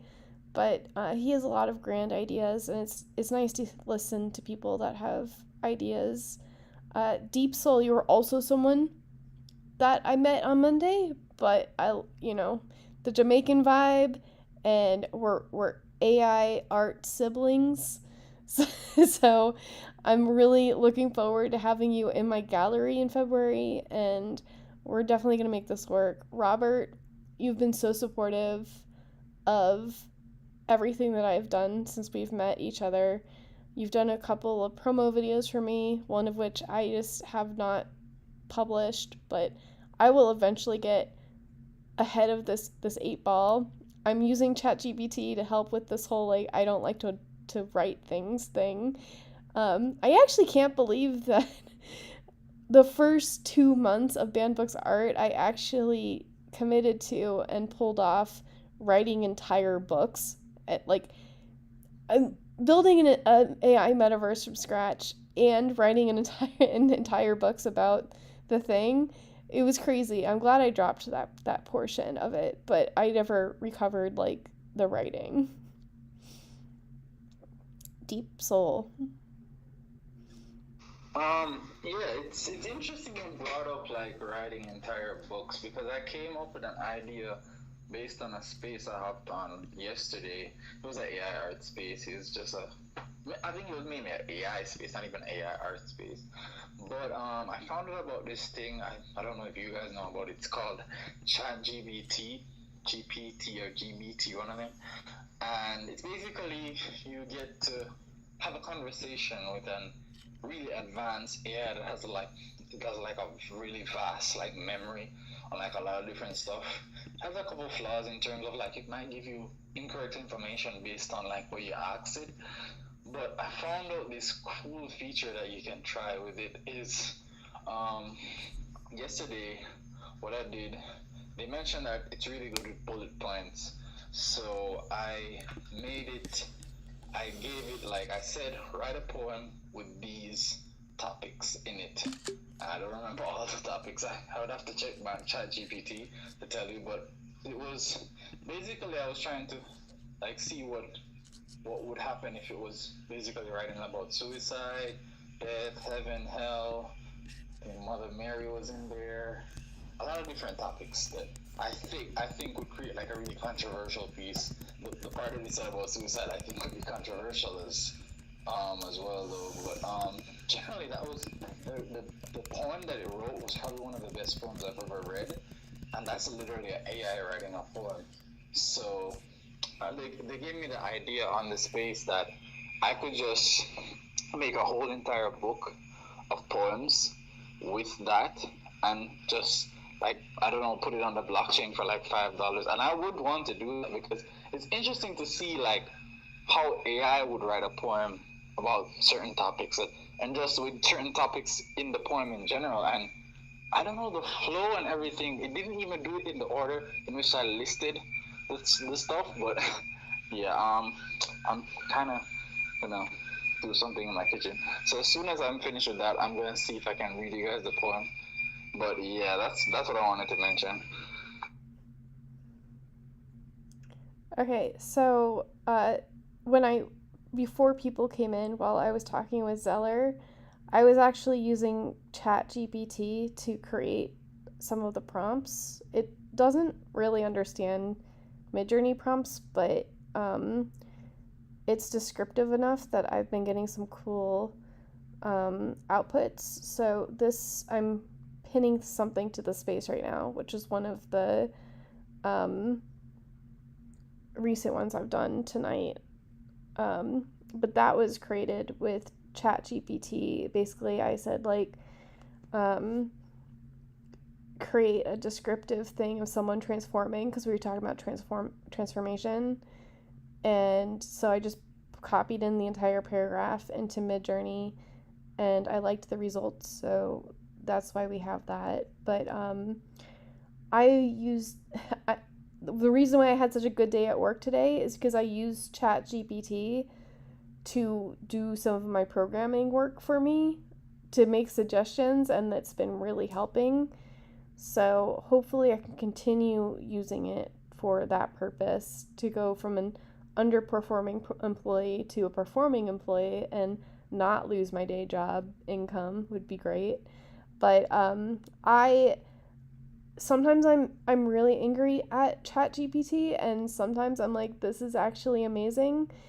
But my plans for ChatGPT, if I had any, would be if I could create, the stories and then use basically Midjourney or something else to feed those paragraphs in and create the artwork.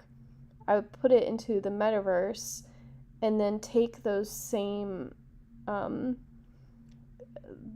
pieces of text, and they have AI now that creates music based off of the words. So I would set the music in the metaverse to be the words that are like, oh my god, why do I always have like the most complicated explanations? Basically, it would be a story So with complicated. words. And but the thing that you're listening to in the background is actually the words that are made into music. And it's not even all that complicated. I'm just bad at explaining things, which I'm pretty sure ChatGPT would actually help me with too. I mean, honestly, Deep is saying that when he used the AI for the poem, that he only gave it a few words, and then it came back with a brilliant poem. And now you're saying with the chat, whatever it's called, it gives you better ideas and takes care of business for you already. This is what you guys are saying, right? Yeah, like you can, because it has a memory of what you've given it before, so you could say like, hey, that, but in this way as well. So yeah, if you use ChatGPT to output a nice piece of text, you can then use that in a different AI tool to generate art from that text. And then you can also use that same text to create music. So you can have art and music and your text all there and put it in the metaverse, and it's just like the experience of what you've created through AI, the complete AI experience. Or you could just choose one of those things. But Dr. Wu, how are you?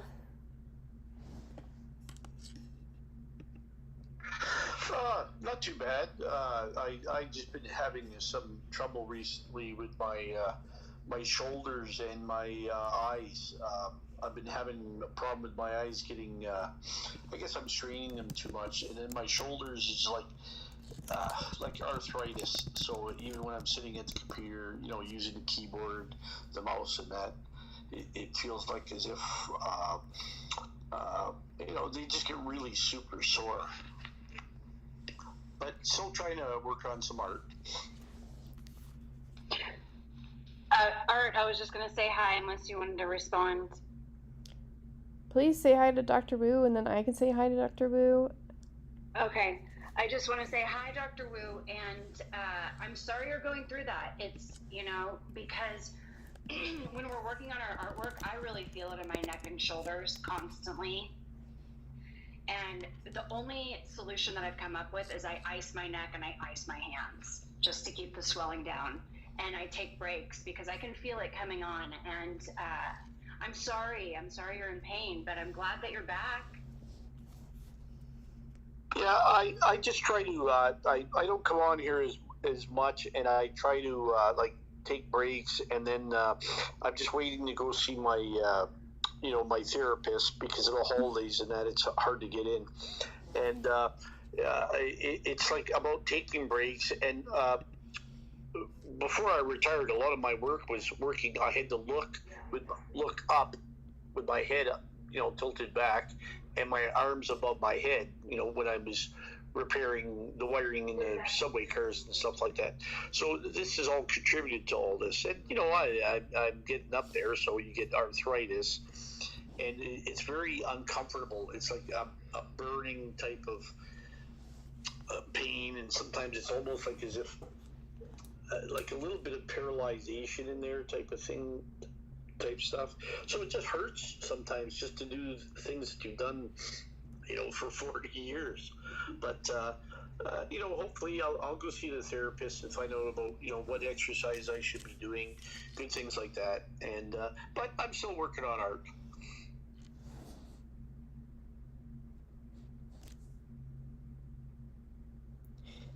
I just put my cell phone on. I have a contraption so I don't have to hold it, because when I'm in spaces I like to cradle it in both of my hands, and I found that my wrist started hurting.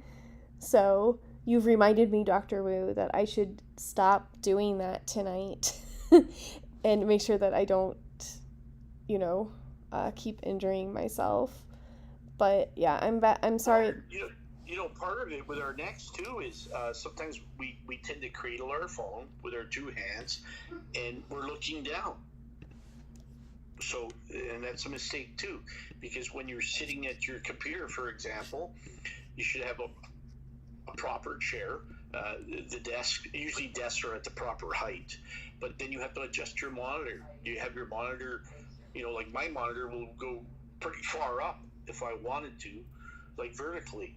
So you have to learn how to adjust your monitor to the right height, because you should only be looking slightly up with your head slightly tilted just a little bit.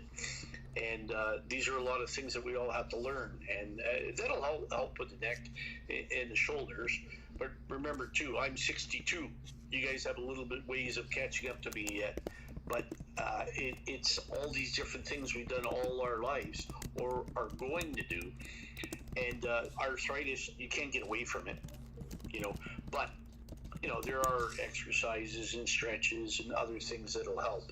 I just don't like, I find if I take Tylenol and one of these other kind of aspirins, it takes the burning away. But I don't want to keep on taking that all the time either.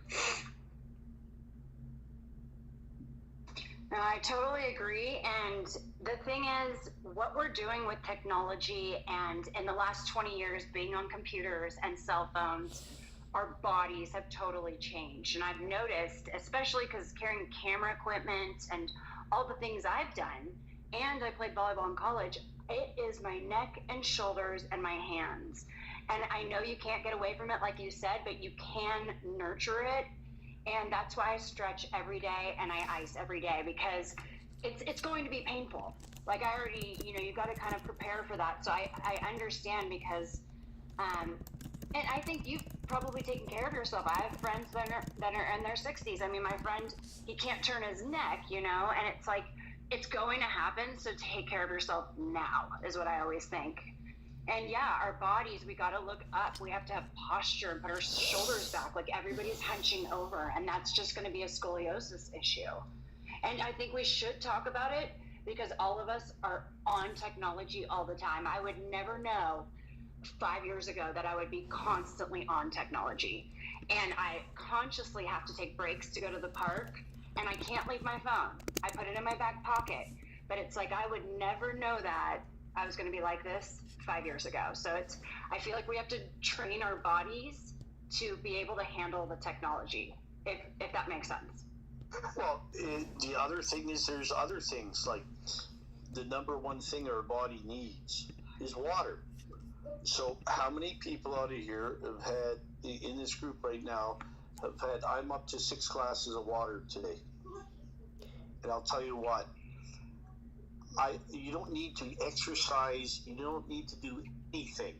just drink water on a more regular basis without doing anything else, and you'll automatically start feeling better.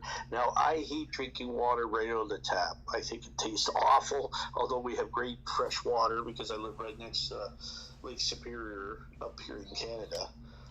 But if it's put in this, we have one of these special pitchers that has a filter in it. If it's put in there and then put it in the refrigerator, the taste of the water is a lot better. I'll drink it, but you have to consciously drink that water. And I'll tell you right now, when I first had problems with my kidney stones about 25 years ago, one of the things I found out was the things in dark pops like Coke, Pepsi, root beer. There's a certain chemical that they put in all those pops, and that's what causes my kidney stones. And I was drinking a lot of pop because my mom would buy it by the cases because I was living with her for a little while. And no, it's more like 30 years ago. But anyways, so I stopped that when I first got kidney stones, and I started drinking a lot more water. And without exercising or anything else, I started feeling a lot better. So I've gotten back into that habit again. And all of us will feel better. Now, of course, doing the exercising and everything is better too. But I'm saying just drinking water and you'll start feeling better. And your muscles need that and the rest of your body need that more than anything else to, repair itself, replenish it, different things.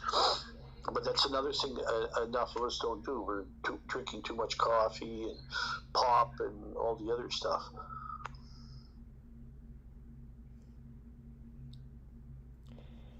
So, yes, I had like a glass of milk, I had a cup of coffee, 2-3 things of tea today, a couple of things of water. I get hydrated. But Zeller, the under the desk treadmill thing is, well, first of all, not bought yet, but second of all, escalating. My dad is insisting that I should buy the $1,200 version when I want to buy the $400 version. And he's like, well, you get what you pay for. And I'm like, I don't even know if I'm going to use it. But I'd rather spend $400 and not use it than spend $1,200 and not use it.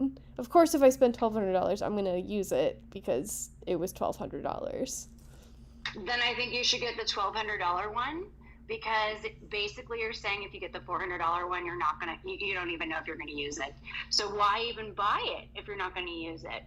So I'm concerned, and I don't even want to sound like your dad, but like Dr. Wu was saying, you don't have to do hardcore workouts. I stretch and I walk mama at the park. I don't even run. And I drink water. I don't drink alcohol. I do have coffee, but I stopped drinking alcohol 5 years ago. I can't even tell you my entire system.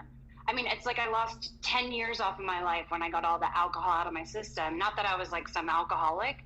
I just didn't feel good anymore drinking it. And I just drink water and walk and stretch. It's pretty, like, if you do those things, your body will sustain itself and feel good. You don't want to like overdo it. But if you want to, Amy, I'm going to sound like your dad because I'm old enough to be your dad. You buy the $1,200 treadmill. That's what I did. And you buy the one, you know what I do? Because walking on the treadmill or running on it is boring as hell. But you know what I did? Is I can put my iPad on mine. So you know what I do? I put a movie on or I put a TV show on, and it makes a big difference. I was going to buy the one that comes with a standing desk. That way I can actually just have my laptop, because after dinner I can just, walk on it, or when I'm at work I can change my laptop out. But the $400 one, the table actually collapses and I can put it against the wall when I'm not using it, as opposed to if I wanted it to be an electric table, it would be like a $2,400 treadmill all of a sudden. But like that one, the table doesn't collapse and I only have so much living space in my condo. So that's where my concern is really with this, is like, I want it so that I can collapse it and put it underneath my desk, my standing desk I already have. But I would also like to have a table that I can just put my laptop on and use it. I'm making it more of an issue than it actually is. The real deal is I have to clean my condo before I can bring anything else into my condo. So I'm using cleaning as my exercise right now. Well, and also, do you want to get in shape? Like, are you feeling, I want to be healthy, I've got to do this? Or are you kind of just like, it's something I have to do? No, like, I used to walk all of the time, especially 2016 when, well, before that even, I didn't get my license till I was 25. So I walked literally everywhere, and I only got it because I was taking the bus and it was taking 3 hours to get to a part-time job that I was there for 4 hours. And I was like, it's ridiculous to spend an hour and a half getting there, work for 4 hours, and then spend an hour and a half on the bus when I could make the trip in 20 minutes in a car. So that, and I had a license for 3 years. But other than that, I walk everywhere. 2016, Pokemon Go, I walked all over the place all the time. I didn't like, I was the first person to reach level 40 in my area because I just walked and played all of the time. So, like, I just don't go outside anymore. And the anxiety of, like, I'm going to die of a heart attack because I am literally sedentary, and I'm just going to start feeling bad because I'm slowing down. So I'd rather walk, and I don't think I can walk and work at the same time. Like, it's just too many things, but I can walk after work, like, for half an hour doing random things on my laptop that is not thinking and programming. And that way, like, I don't have to get dressed, I don't have to go outside, I can just do it, you know?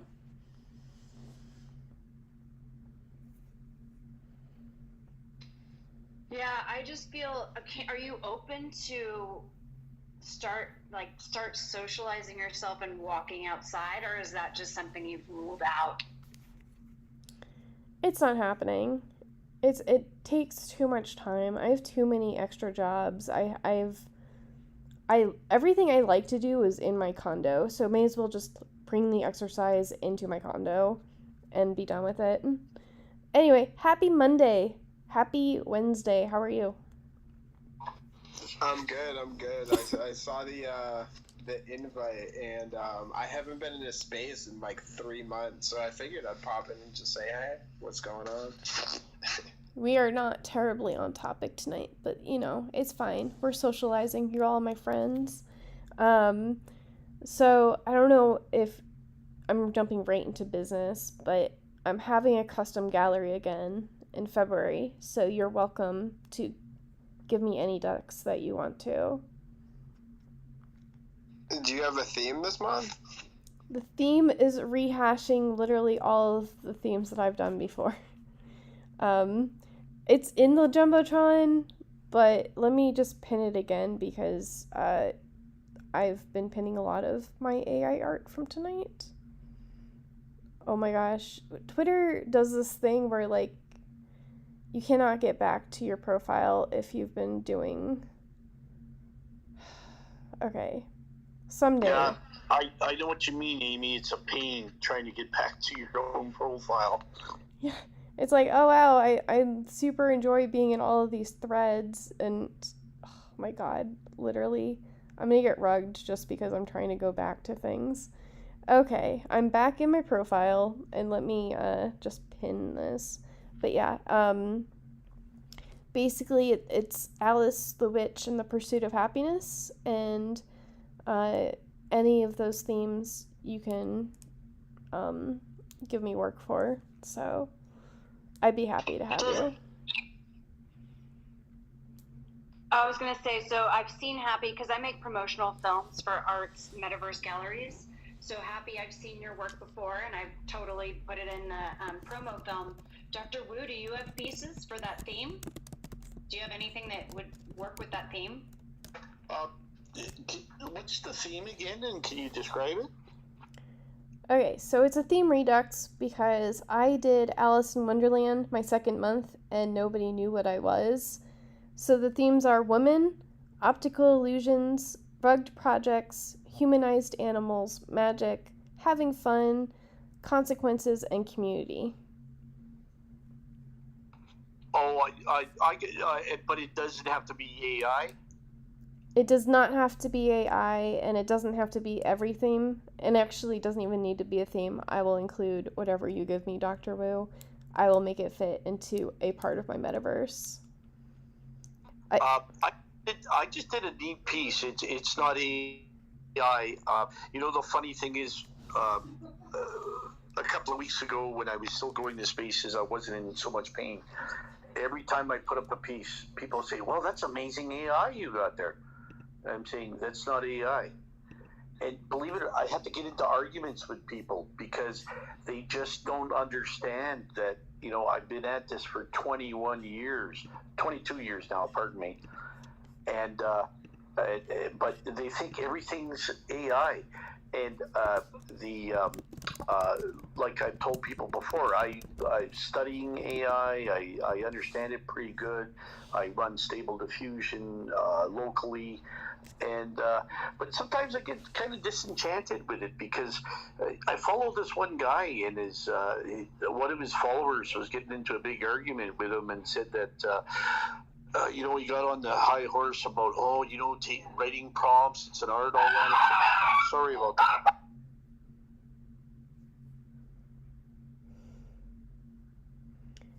His dogs wanted my little puppy there.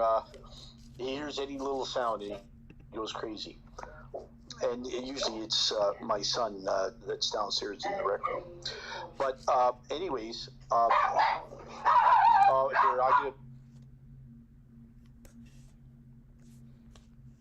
Art, that seems like so many different categories for one metaverse. Like you're putting all those different ones in. Is it under an umbrella?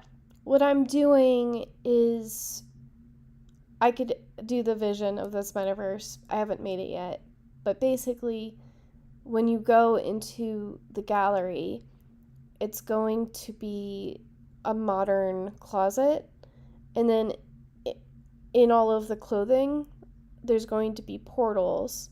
And so it's going to be a bunch of mini metaverses. So like one theme per room. That way it doesn't get very convoluted and it's like smaller, more cozy areas. I've done exactly one mini gallery portion. Started working on that. So I was gonna say, how come you're making it so many? You just want to use all those subjects? Yeah, so we decided, through the conversations I've had with people, that because I was a new project and people didn't know me and everyone was always just like, wow, I missed Alice in Wonderland. How did I miss Alice in Wonderland? Or they'll see my galleries afterwards and they'll be like, oh no, I missed it. And that was a good theme. I had something for it. So I wanted to, before we go on to the rest of this project and while I'm adjusting to doing it quarterly, I wanted to just do like a theme redux where it's just like, here's your chance to get in on this project. Okay, so all the previous galleries will be in this one coming up? Like little sections of them? Basically, yeah. So like the themes from the previous galleries are in this gallery. Got it. So if it seems like it's a lot, it is.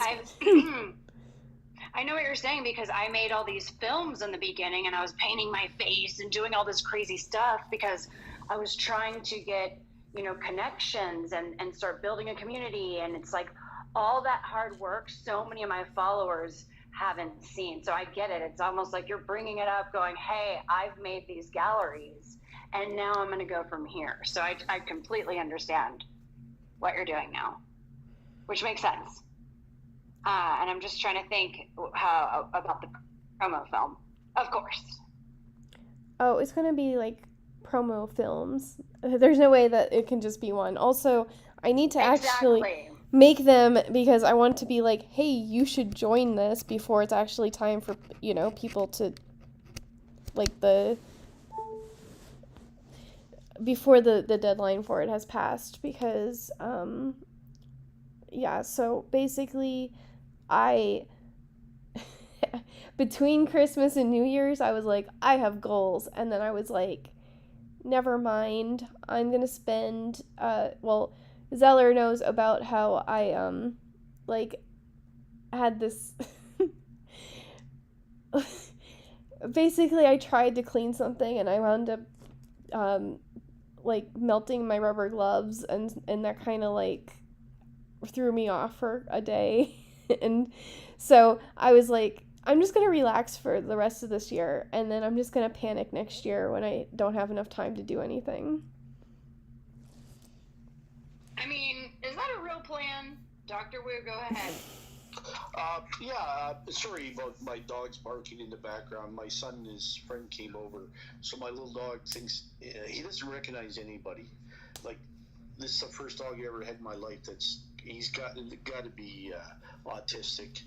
But anyways, I was going to say, one of the neat things I did is I was working on a piece in Photoshop, and I had a lot of fun with it. Very colorful. I started off with a photograph of a lion's face, and I broke it down until it was just basically just black and white. And then I started playing with like as if I dripped paint all over the lion's head. And it came out so nice. I went and did a print of it. I have a really nice little Canon printer here that does 13 by 19 prints.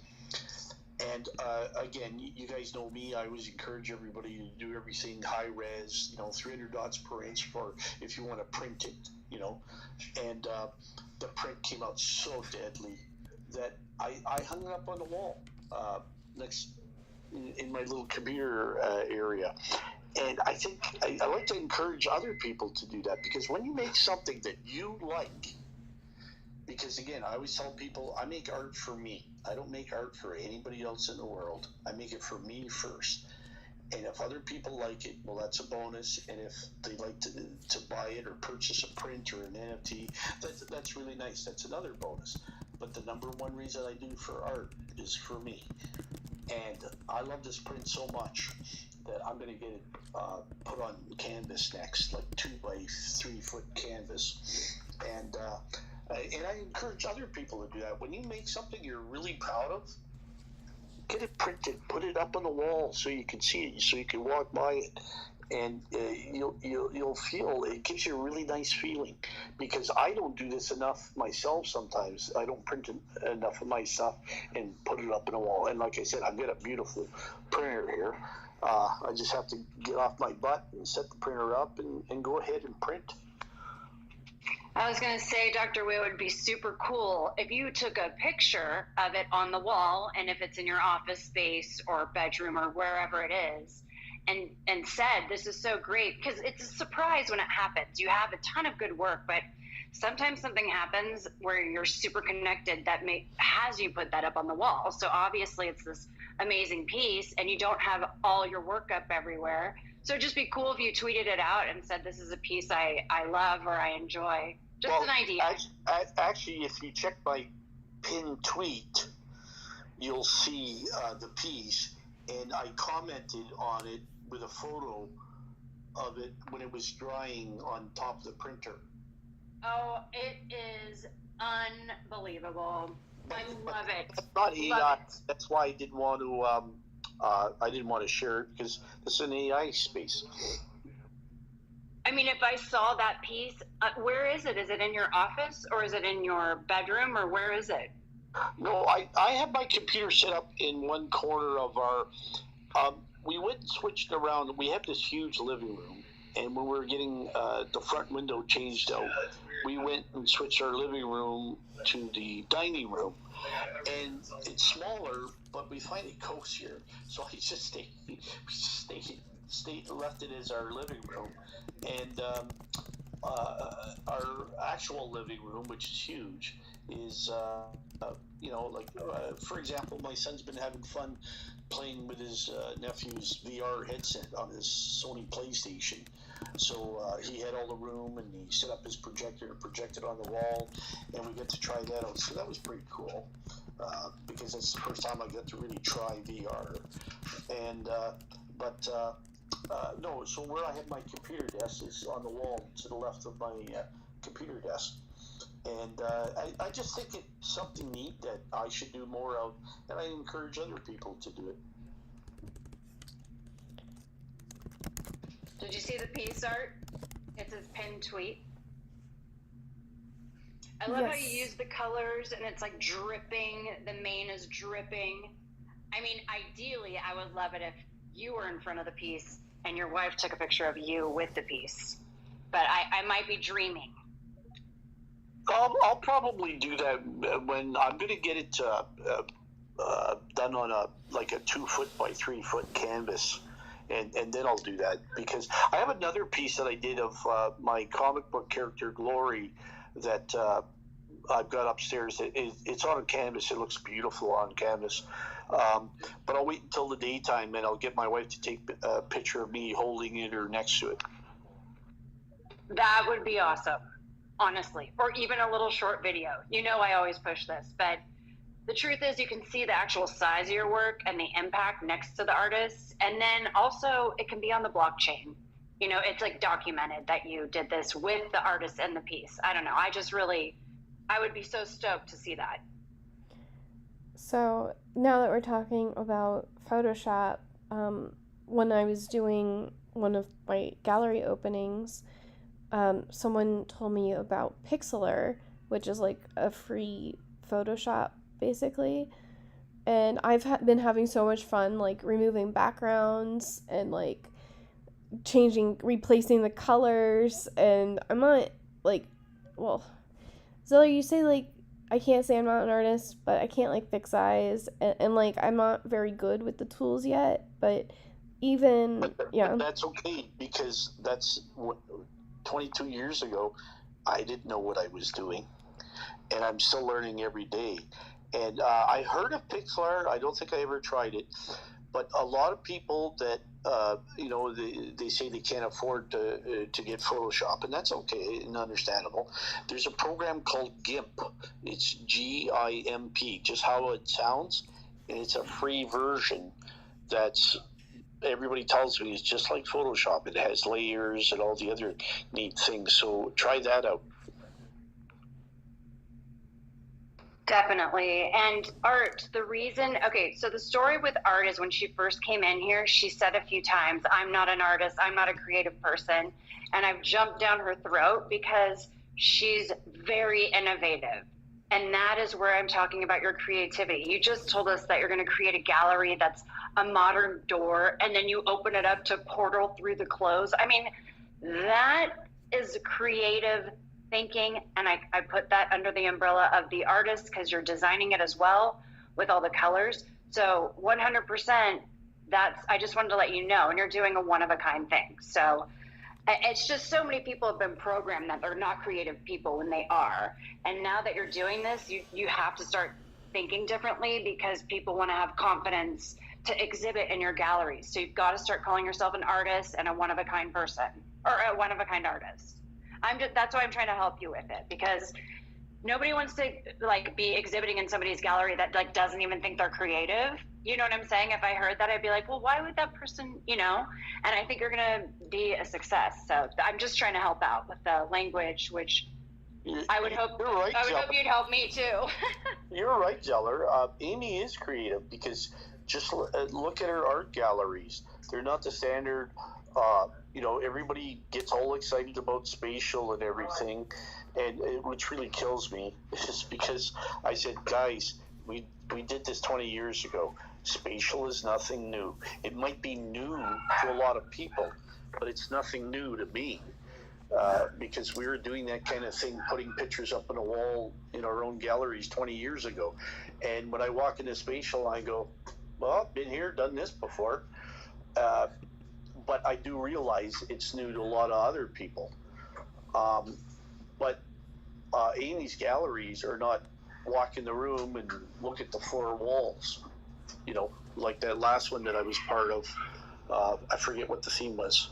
Something to do with Grimm's Fairy Tales, and it was the Bubble Dragons.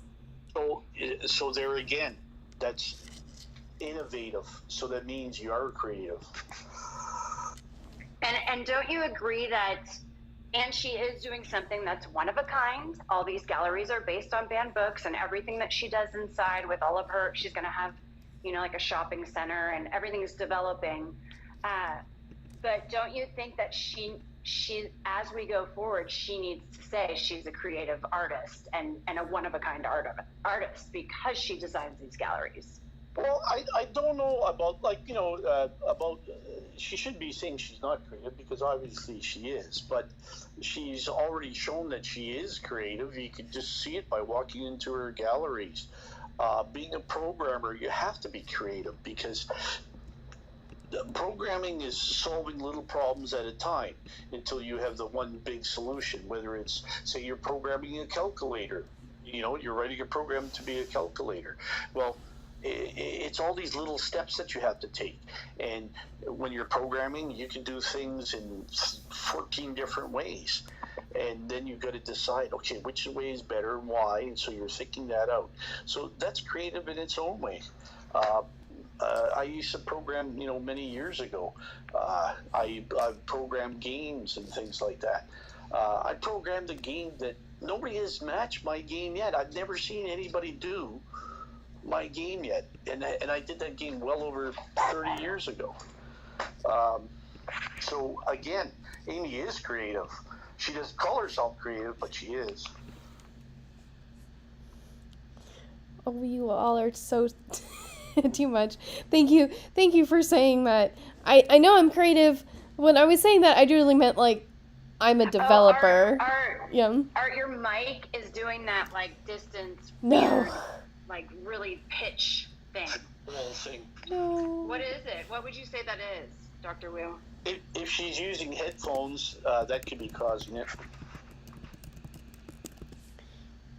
Nope. Art, do you want to try and... Okay, go ahead. Yeah, I just have it on my lap and I'm screaming into my phone. Don't mind me.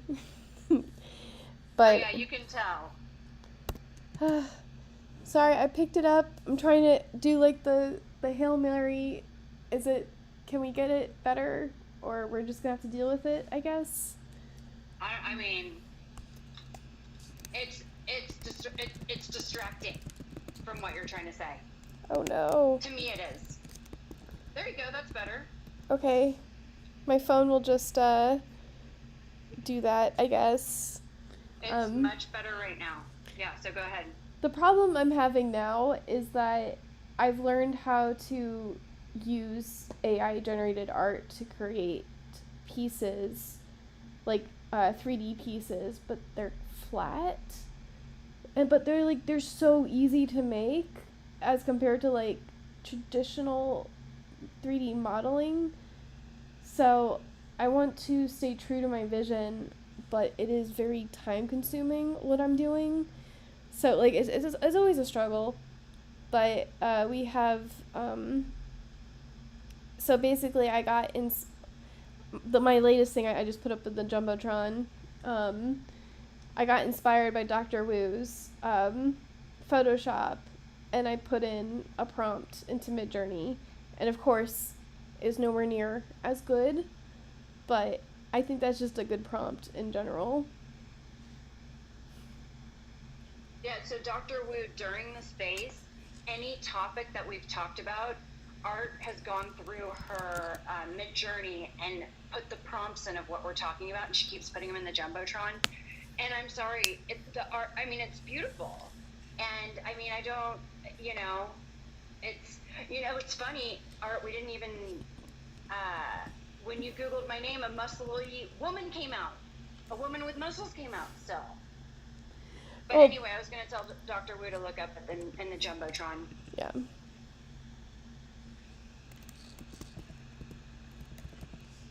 There, I was having trouble trying to navigate in here. That looks pretty cool. The thing about Midjourney, I was talking earlier about this guy. He has a lot of courses about. He teaches AI, and he's an artist himself, a traditional artist, but he likes AI and experimenting with it, and he has a whole video channel, a whole following in that. And I guess he got into an argument with one of his followers, and the guy was going on and on about how prompting is an art all on its own and stuff like that. And he said, well, not really, because you can type in gobbledygook into, like, say, Midjourney or Stable Diffusion, and you're going to get something that looks good. And so he actually did a video just on that fact, that you can type in nonsense into Midjourney and get some amazing art. And it doesn't have, like, again, just go and type in gobbledygook into Midjourney, and you'll get pictures that don't even relate to gobbledygook. You know what I mean? So Gook is a banned word, by the way, because I'm literally doing it right now. oh, Gook is? Oh, well, maybe it was something like, he was just typing in nonsense words. And after I watched that video, I went and tried that a few times, because I still have a Midjourney account, but I prefer to play with Stable Diffusion, because I can do my own models. Like, I did a model of my wife. And I can also, it's a lot easier to bring in my own art and use Stable Diffusion like a complicated filter. And and I kind of got disillusioned with the whole AI thing when he was just typing in nonsense words. And then I tried it, and I was getting some amazing looking pictures. But they also, like, Midjourney has a certain look to it. Whereas not all the images, but maybe about 75 to 80% of the images all look the same, like, like the same author, same artist, or the same style, so it's kind of disillusioning in a lot of ways too, because and I think the other problem is now I see people selling their NFTs for $1 or $2, and I get people telling me, "Oh, you gotta go over to Tezos. Go over to Tezos. You can sell a lot of your NFTs for like $2." And I'm saying, well, why am I gonna sell my art for $2 for? And the guy actually talked about, well, yeah, you sell it for $2, and I'll go buy it for $2, and I'll go sell it for $4. And I'm saying, why am I gonna do that? So that's the other thing lately in the last couple of weeks. I'm kind of getting disillusioned by this kind of stuff, and I'm actually trying to concentrate more on going back before NFTs, when I used to sell prints of my work locally and sell prints on print-on-demand sites, that I still do, but I'm trying to replace some of the older artwork with newer stuff and put up, different things like that. Yeah, and you know what? I actually think that's a really good idea. And when you first get in here, I was thinking that I was going to be selling NFTs. I'm going to figure it out. I'm going to go through the process. And everything I've tried to do with NFTs hasn't really worked out. But it's okay, because it's part of the discovery of going through this. My point is, it got me to come in here, and now I'm here to, to make this metaverse gallery at the studio I'm painting, and to promote artists and make promo films. And so I think it's cool, because if you do go back to your stuff and do the printing, that is what your specialty is, and people still want prints. So it's like, you could be the guy, it's like, that's what you would go to you for. Well, you know what's neat? Or you have the artwork with the print in it, like you're known to have the print in it or something, like you were saying. All the stuff that you've done with the photography and the filming, if NFTs never existed, you can still be doing that. I think, look at it like this. If I'm going to write a game, I'm going to go out and if I want to sell it to the most people, so I have to make it for the lowest common denominator. And nowadays, that's basically cell phones, right? if I want to make the chance of making the most sales, therefore making the most money. So if in real life I want to sell my art, well, would I go to NFTs? Not so much anymore, because the people talk about, it's the bear market. I mean, I was so lucky enough that I sold just before Christmas. Within a week, I sold 14 NFTs. So I made about $750 Canadian. So that's still pretty good. But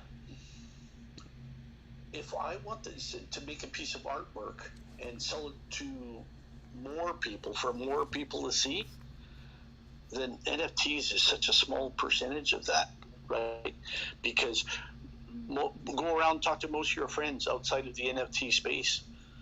They either don't like NFTs or they don't know what they are, because they've listened to a little bit on the news, and the news says, all the bad news that's coming out with because cryptocurrency and NFTs are tied together. You can't have one without you can have cryptocurrency without NFTs, but you can't have NFTs without cryptocurrency. But you know what I'm trying to say is, if you want to hit the majority of people, so hoping that they're going to buy your art, whether it's a print or on a mug or on a t-shirt or whatever, NFTs is not the place to be. That doesn't mean you need to stop the NFT stuff, because we all have great friends on here. We enjoy the NFT space and all that. But to supplement your income, do the print-on-demand sites. So you can still do NFTs, but maybe put a little bit more effort into selling your stuff locally as prints, t-shirts, whatever, and on the print-on-demand sites. Yeah, I actually completely agree with you. And when I was saying, when I came in with the NFTs, I'm really discouraged with NFTs. I find it very difficult, and then transferring the money, and I get feed, and I still have to go through Coinbase. So I almost feel like it's not as developed as I want it to be to start using it. But I'm happy I've gone through all the trial and error. But discovering that promo films is where it's at, I love being in the spaces, because I'm building the connections and the relationships of something that I can build in my real life and in Web3 for everybody promoting their brand. And it's like, I think what I'm trying to say is we all need to find our place in the NFT space. And I think most people come in thinking, we're going to sell NFTs. But you kind of end up having a totally different reason to be here, which is cool. It's just selling NFTs is always, it just is kind of a letdown, because it's not happening right now. It really just is not happening. Well, that's only because Zellers, we both got into it too late. If we would have gotten into it, say, not a year ago, but say 2 years ago, it would have made a fortune. Like, I still did pretty good. Oh, you've done the best out of anybody that I know in the space. Oh, I've known people that did better than I, but I'm lucky enough that I've been able to, this brand new computer system that I spent $7,000 on it. NFTs paid for that, and I've made a lot more money than that. But I know people that made millions or hundreds of thousands of dollars.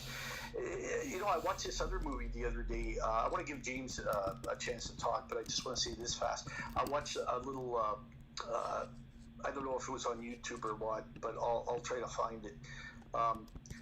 Basically, the guy that's done so well is Gary Vee, and he's not even a friggin' artist. He does little squiggles that he stole off somebody else's art style,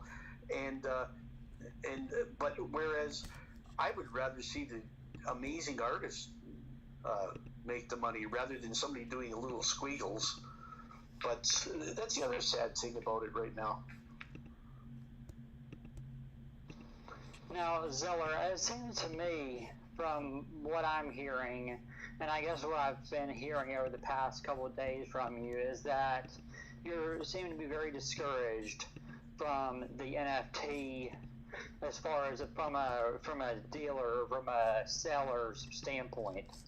However, maybe for right this minute, you're kind of like me in regards that maybe doing that side of things is not maybe exactly your forte right now. I mean, from what I've heard from for the clip that I've heard, anyways, it sounds like you've been very successful though, as far as in your photography business and making short films. I heard you mention you were like, you met like Ryan Gosling or whatever celebrity it was. It sounds to me like you have a lot more access, perhaps, in that side of things that a lot of people in the Web3 space don't have. It seems to me like I'm on Twitter Spaces, and I can go, just swing my mouse across the screen on a busy Twitter space and find 100, and out of 100 people claim to be CEOs of their own NFT projects. And I'm like, so it's just so oversaturated that everybody thinks that they're an NFT developer. Everybody thinks that they're, going to be the next Banksy on their NFTs. While yes, they are cool and unique, it's like that without use case. They've become a very saturated market now. And I think that maybe for you, what might be a better idea to do perhaps would be marketing yourself, doing B2B, maybe, doing B2B services for these NFT projects that you believe are actually reputable, that you believe are actually going to be standing in 2 years, and perhaps to offer to do promo videos for them while showing them some of the work that you've already done. Like that, for example, what I did with the Nerd Collective, and I don't even know the first thing about video editing. I just found a prompt on TikTok and wanted them to have a cool way to display some of their NFTs. I also know that, if you can make promo videos, I'm sure that even some of the better projects probably have some NFTs that are probably harder shit to sell. For example, take classic cars for example. You could have a car that is like, it could be like a freaking like Ferrari 246 Dino that perhaps that they're just having the wrong camera lighting or something like that, and making the car look like shit in the listings. And that's the reason why no one's buying. There's a guy out here locally in Greenville who is one of the biggest. He got popular mainstream attention from YouTube's channel VenWiki, and I met him a couple years ago now, and one of his things that he talks about on his YouTube channel, though, is how he's able to make anything, flip and make a huge profit on any car that he's literally, in his 40 years in the car business, has never lost money on one car in his entire life.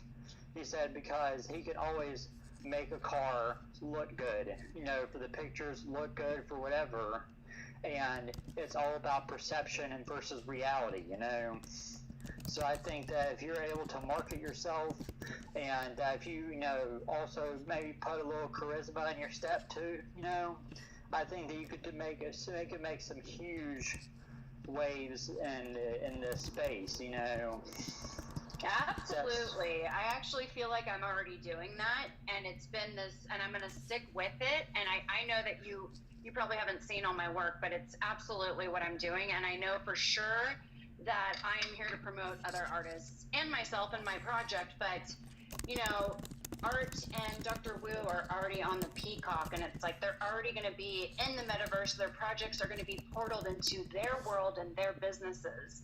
So I'm sticking with that. And I wasn't sure if you wanted to respond to Dr. Wu on what he said, but thank you for sharing that.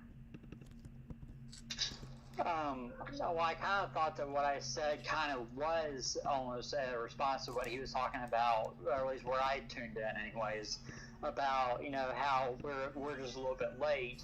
Well, even if we are a little bit late if you're only focusing on the time here and now, then perhaps that might be very much true. However, consider the fact that we are only about 10,000 maybe 100,000 at the very most, and out of 8.7 billion people in the world who actually understand this technology to begin with. It's almost like you being at an Ivy League school and, feeling like a dum-dum because your parents are only a doctor and a lawyer, or two doctors or something like that, while other kids are, parents were like Fortune 500 CEOs. It's not that it's any different. They don't have any different, standing than we do. It's just the fact that, that they have a slightly different deck of cards. They also have a different strategy. They don't have your video editing skills. So, everybody's going to have a role to play. I'm trying to find mine. You're trying to find yours. I mean, yeah, at least you know how to create digital artwork. I don't even know how to do that much. I'm just the brains without a tool to actually have a scalpel with, so to speak. Proverbially well, and speaking. Definitely, James, be open to learning things. All throughout my journey, I have taught myself different things. I've been on YouTube. I've watched tutorials. I mean, I taught myself how to make films 6 years ago. I didn't know anything about film before that. So just you're going to get in here and definitely play around with different programs and just get familiar with it. That's my advice. But I did want to say this is a very difficult time, bear market, and I think we're going to be in the bear market a little bit longer than we thought. I don't know. That's just what I'm preparing for. But I just try to focus on the fact that we're so lucky that we can build relationships right now, because everybody in the space here, I've had a conversation with and I'm in touch with. It's not going to be a stranger. I can't imagine coming in the bull market and being a stranger, and it's like we're benefiting from being here right now. And so I try to focus on that when it's tough in the NFT space. Zeller, I get a question for you. Are you using any of the Adobe video editing software? You know what? I took on this job where I was editing reels for business coaches. And, James, I think your mic is on. Oh, sorry. No, I'm just super noise sensitive. So I'm not trying to be rude. But I can't remember what I was just saying. Yeah, you said you took on the job of editing some images. Oh, yes, editing reels for business coaches. And I had to pretend like I knew how to use these two editing programs, which were Filmora and also CapCut. And then I use Final Cut Pro. So I am open to learning other video programs, because I've enhanced learning those. So I had to cram to learn those, but I would never know about those programs if I didn't get that job. So what is the Adobe? Well, you mentioned one of the Adobe products. I guess Adobe has After Effects, and what's the one that you use? Procreate. No, not Procreate. No, you mentioned it. Final Cut Pro. Yeah, that's I guess their more professional package. I don't really know the difference between the two of them. They're both editing programs. Well, and another thing I want to say is, like, if you can't, it's good to get familiar with these editing programs just so you can do light stuff yourself. I mean, I encourage people to do that, because learning these two new programs after being in film for 6 years, it's new tools. Like you say, Dr. Wu, like the AI is a new tool. And so I can make my story so much more interesting because I have more tools to use. Oh, that's for sure. Like, there's no excuse for anybody to say that, they can't afford software in this sense. If you want to learn 3D, you got Blender. It's free. If you want to learn Photoshop, you get GIMP. It's free.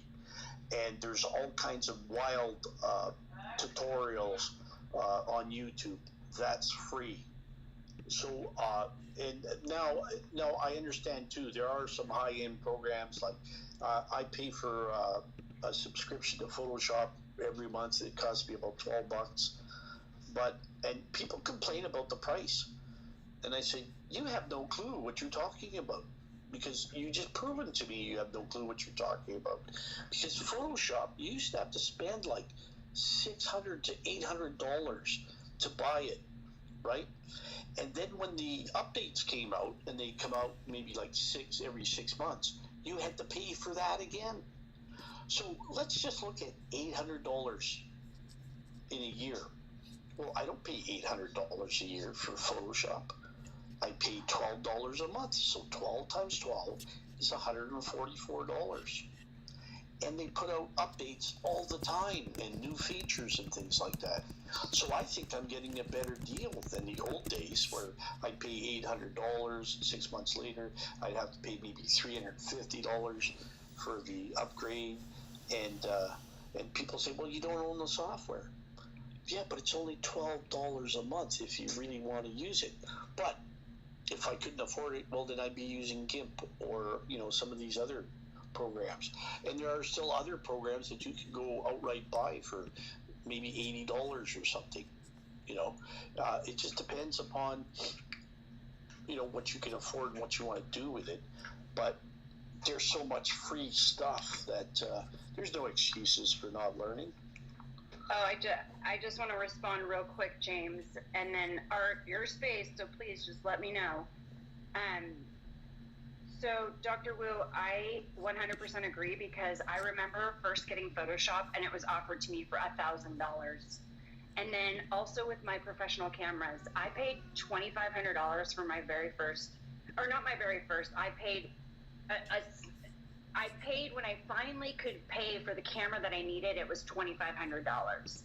And I just got a real estate job, and guess what? I'm not taking my expensive equipment. I'm actually taking my iPhone because it offers 3 different settings. So I look at it as a tool. But yes, how grateful are we that we can be available to these programs? Because there was a time where I couldn't buy Photoshop, and it was $1,000. It was like something obnoxious. Yeah, I'll let James speak, but I think they started doing well, first of all, subscriptions are more profitable over the long run, but second of all, people were pirating it so bad that this was like the iTunes solution where it's just like, it's only $12 a month, you can give us $12 a month and not get a computer virus. But yeah, James, what did you want to say? So Zeller, so I'm curious then, so what is your, I guess I'll ask 3 questions here and then kind of modulate from that.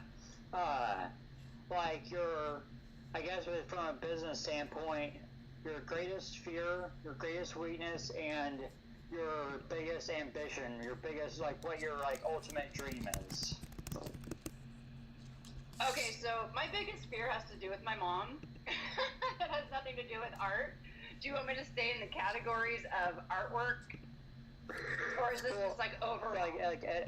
Overall, because there's a lot of deeper things that go into it that right. Really, it's a mindset shift, not a financial shift. Right, and I believe even my personal life, it's going to affect the way I am in life, and this is something I have to take care of, which is my fear. So my mom and I, in the last 3 or 4 years, we haven't gotten along, and it's been really sad. I've actually had to mourn the loss of her, and so my biggest fear is she's going to die and I'm not going to have one last conversation, but I've done everything I possibly can, but I still have the fear. So that's the fear, and then what were the other ones? And then the other 2 are your greatest weakness, and then I would say your last one is your greatest strength and your greatest dream. What would you envision as the pinnacle of success for your career or for you as a whole? Okay, so for the first one, because I have to go one at a time, my biggest weakness is managing money. So I am very poor at doing that. That's something that's always been a struggle for me. Then the next one is, we got to go one at a time. The next one is, what is it, you guys? Your greatest strength is the next, and then the last one is your greatest, what your pinnacle would be with success. Okay. My greatest strength is I will learn anything possible to make my dreams come true. So nothing will stop me. Anything's possible. We have access to all sorts of things, and I just make sure that I am learning every single day. I'm learning some sort of thing because whatever happens, it applies to what I'm doing with this metaverse that I'm creating in my studio. And the reason that I'm painting my studio and I can do all these different things is because it's a lifetime of teaching myself skills. And I want to show people, you know, like, you can do it. You can do it. You know, I was told growing up that I wasn't going to make it. I never got good grades. I was told by old society thinking, you can't be an artist. I was told probably 80% of my life that I wasn't going to make it. And so I don't really fear anything in that because I'm going to do what I love, and I've been successful in it. Even though I'm struggling now, that's my strength. I will teach myself any skill. I'm not scared to learn any skill. And more people need to be like that and say, and you know, I just don't have a passion for money, or I would probably figure that out, but that's just not my passion, so that's a weakness that I need to work on. And then I think the last one was like, what's my biggest dream? Right? That's correct, yes. Okay, so my biggest dream is making this metaverse gallery Web3 wall collage, and everybody that makes it onto the wall is successful. I want to see their projects blossom. I want to make promotional films for them. I think Web3 is the way to go, and I want to connect people. So that's my big dream, and I'm riding it right now. So it's like, it's not at the end. You got to like ride it out. So, everything you've told me though, you said that your biggest weakness is money management, which I definitely gathered that from the past couple of days. However, I don't know if you know this about when you're starting a business or when you're starting a metaverse collection or whatever, it does still require money. And if you are not managing properly the biggest, the small day-to-day expenses, then it wouldn't matter if a VC came along and gave you $1 million, then it would still be not managed properly. And I'm not judging by any means because I'm having the same issues myself. You know, it's much easier to look at a problem not to look at a problem objectively when it's not your feet getting burned. You know. And so from that regard there, one thing I've learned from John Hope Bryant is that, you know, just because you said it exactly in your next statement, that you don't care about money. But I think that in some regards you kind of have to, you know, while you may not care about becoming a filthy rich, living in a mansion and driving a Lamborghini every day, that at the same time too though, you know, you have to still understand the whole world of money, you know, how to understand how money is made, because it's like they say, you know, even if you want to throw money like a socialist, first you had to collect it like a capitalist, you know, and if you're not doing that, then you're not going to be able to run an effective business. And it sounds to me like right now, even if you're not doing that, then you're also not getting the supplies that you need. You're not giving your business the nutrients that it needs, and therefore you're not getting the success that you need to survive. You know, I'm assuming that you don't have a traditional 9-to-5 to fall back on, from my understanding. Is that correct? That's right. So I do freelance work. So the freelance industry as a whole, I mean, it's very much feast or famine, as I'm sure we're all experiencing right now. You know, so like I said, I mean, especially if you say that you have poor money management habits. You know, James, I really don't want to talk about my poor management habits. You asked me 4 different questions, and you're focusing on this one. And Art, check your DMs, please. Sorry, I didn't mean to be rude, James, but I mean. Oh, I understand. I don't mean. I'm sorry if I am being bullish on it, and I apologize. No, it's totally fine. But you're going on, and Art, you need to manage the space. Okay. Okay, yeah, sorry. Alright. It's I sincerely do apologize. No, it's totally fine. It's fine, but I'm going to need to go, and I cannot believe that I'm sitting here leaving after this positive space and talking about me managing money. I just told you a million things that I'm doing positively, and you're focusing on the money. Do not do that to me right now because I'm in a really difficult position. And Art, if you want me to come to the space, you've got to manage it. I love you, but I can't handle that. Okay. Right. I love you. I love you, Dr. Wu. I love you, Robert. I love you, James. I love you, Homeless. I love you. I've got to go. I want to make this video, but I just cannot talk about that. You need to manage the space. Okay. Love you. We'll Bye. talk about this later. So, yeah, Zeller's a good friend of mine. She's in a bad space right now. Yeah. The reason why I don't check my DMs during this space, well, first of all, when I'm hosting, I don't check my DMs anyway, but more so because I am streaming on YouTube and Twitch right now, and it's not appropriate for me to read DMs that are private in such a public setting. So, so that is a further thing. But yeah, I'm sorry that she got upset. I'll deal with her. Well, I mean, not like deal, but like we'll talk about this. Yeah. Well, I might have also come across a little bit too strong as well. Sometimes when when I'm trying to be helpful, I, go in too much into intellect and not much into warmth, or what they call the warmth competency ratio. Sometimes I end up being a little bit too overbearing and not meaning to, and I'm trying to work on that. So, and I apologize if I made you look bad, Art. I didn't mean to do that. I'll send her a DM later on when she's had time to cool off, and I got things under my control on my end, so. Yeah, I mean, the thing is when people are in a rough spot, sometimes it's just not helpful to be like, you know what you should do? And then they're like, you think I don't know? Like, she's, 1 month away from being homeless right now. So it's like, it's difficult. So, yeah, I understand. I'm the same boat. I'm 1 month from being homeless too, Yeah, but Zeller is great. I happen to agree with you with the money management stuff. I want to have my money managed to the point where I don't have to care about it. Like, Dr. Wu's already retired. He's living his best life doing art.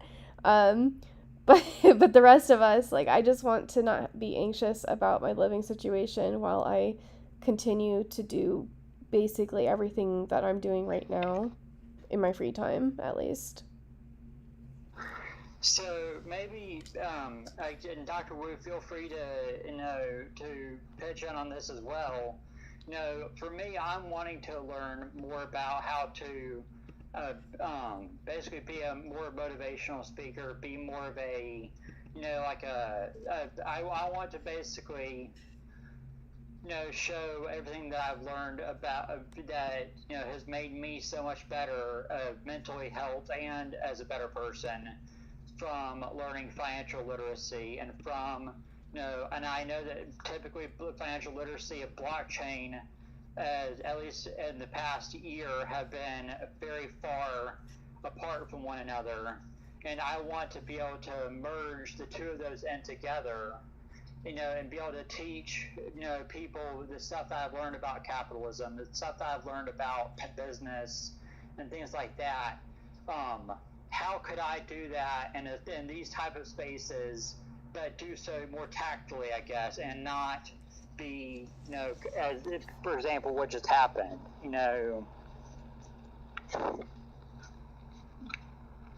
I think that's just this thing. Like, you don't know Zeller as well as Amy or I do, and you touched a soft spot there.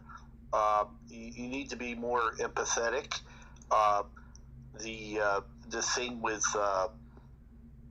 talking to people, you have to get to know them better before talking about certain things, and then you also know about certain things not to talk to them about or not to mention. But Zelda's a good friend of Amy's and I's. We've known her for quite a while now.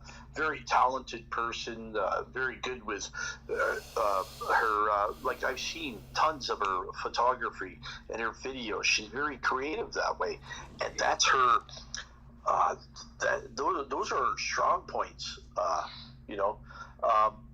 In these spaces right now, where a lot of people aren't selling any NFTs at all, and they're struggling, and everybody's in a different financial situation. Some are well off. Like I worked for 45 years. I'm retired now, and so I'm lucky that way. But it wasn't like a walk in the park, and now I'm having health problems. But I think it's just, you have to just get to know people. Sometimes it's, in a lot of these spaces, enough people don't sit there and listen. Because I'll tell you right now, I learned this from a multimillionaire, an old Texan. Somebody asked him after one of his board meetings, one of his employees walked up to him and he said, "Sir, I noticed you don't talk much during these board meetings." And the old Texan millionaire looked at the guy and he says, "You ain't learning nothing if you're talking." So sometimes, you just have to think about things like that. And you know what? If you want to learn more about something, I never understood people that, like, for example, when I wanted to learn how to play guitar, YouTube didn't even exist back then. But I bought books and a few friends that did play, I asked them a few things, but I didn't want to bother people.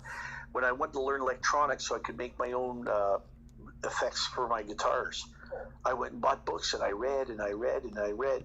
And then when I had a chance to go to college, everybody in the class wondered why I knew so much more than they did. Because I said, well, I've been doing this for a couple of years now, and I'm all self-taught. I didn't know how to solder right until a friend of the family came by. He was an electrical engineer, and he always wanted to see what I was working on. And he saw me soldering, and he said, no, let me show you how to solder. I mean, again, you didn't have YouTube. Now you can go on YouTube and learn how to solder. But I always taught myself guitar, electronics, Photoshop, whenever I want to learn something more about. I want to learn more about AI. So I started watching Photoshop tutorials. It's such an amazing resource. My daughter, when I had a heart attack about 5 years ago, and there's a big snowstorm. My daughter never started the snowblower in her life. You know how she learned how to run the snowblower? She watched a YouTube video. So she learned how to start it and use it, and she snowblowed the driveway. So again, if you want to really learn something about it, all the resources are there. And sometimes the resources will not just be a video. They might, if you Google something, you might find a book that people recommend about that certain subject. But again, I'm just one of those people. If I want to know something, I just try to read and research. And the nice thing about Twitter is you can ask your friends on here, if you're not clear on certain things, because I do that as well. Yeah. That's why I've learned everything is through YouTube. I guess I'm actually almost like a self-help addict, so to speak. I guess you weren't here when I was talking earlier about how, because of my work situation and, me basically I'm a material handler in a factory, so that there's not really many people I can really relate to, being that this is the stuff that I'm obsessed with. And so basically I end up just hiding my earbuds under my beanie and just listening to, podcasts all day, every day, 12 hours a day about DeFi, about, crypto and finance and financial literacy, macroeconomics, geopolitics, basically it's just a constant 12-hour flow every day, my brain, because of the way it's programmed, automatically absorbs mostly everything. But at the same time, while I might know a lot as far as theories, is that I don't know much as far as practice. I've never actually practiced a lot of this stuff. So, that's kind of the trade-off there, and that's what I'm working on. Because I guess, like I was alluding to earlier, after she hung up, is that, being with high functioning, I'm sometimes don't pick up on some social cues about what's considered to be socially appropriate, So that's why this year I'm practicing on trying to understand people's emotions better, trying to understand and trying to go into that. And I guess after I understand people's emotions, I can see them, I can, read social cues. Then I have to actually be able to figure out how to discern myself when enough is enough, that I'm not like I was accidentally being a little bit too pushy earlier. But I guess you have to get away from games. You have to get away from isolating yourself with your earphones hidden under your cap at work, because that's going to force you to deal with people more. And this is one of the things you do, because for whatever reason, you haven't had enough of that in your life. And once you start doing that, you're going to understand it. Because I'll tell you, I'm one of those guys that loves to kid around with the people I'm working with. We'll joke about what they do or what they say, and then they'll make fun of me, and we all do it just to laugh with each other, but never to the point where we're getting too personal or offending anybody. And but at the same time, you're talking about being more social. Well, the only way to be more social is to be more social.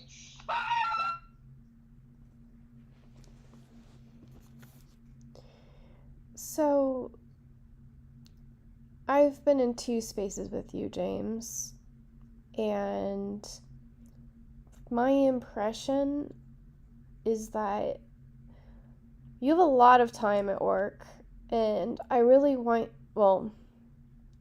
everyone has their own hopes, but I want you to be able to pivot out of this career that you're in right now, and basically choose one thing, focus on one thing, get some mastery of one thing, get out of this particular job that you have, and you'll have more options in the future. Because once you gain mastery of something and you have the time to sit down and actually do things, and you become an expert, people will naturally start to listen to you.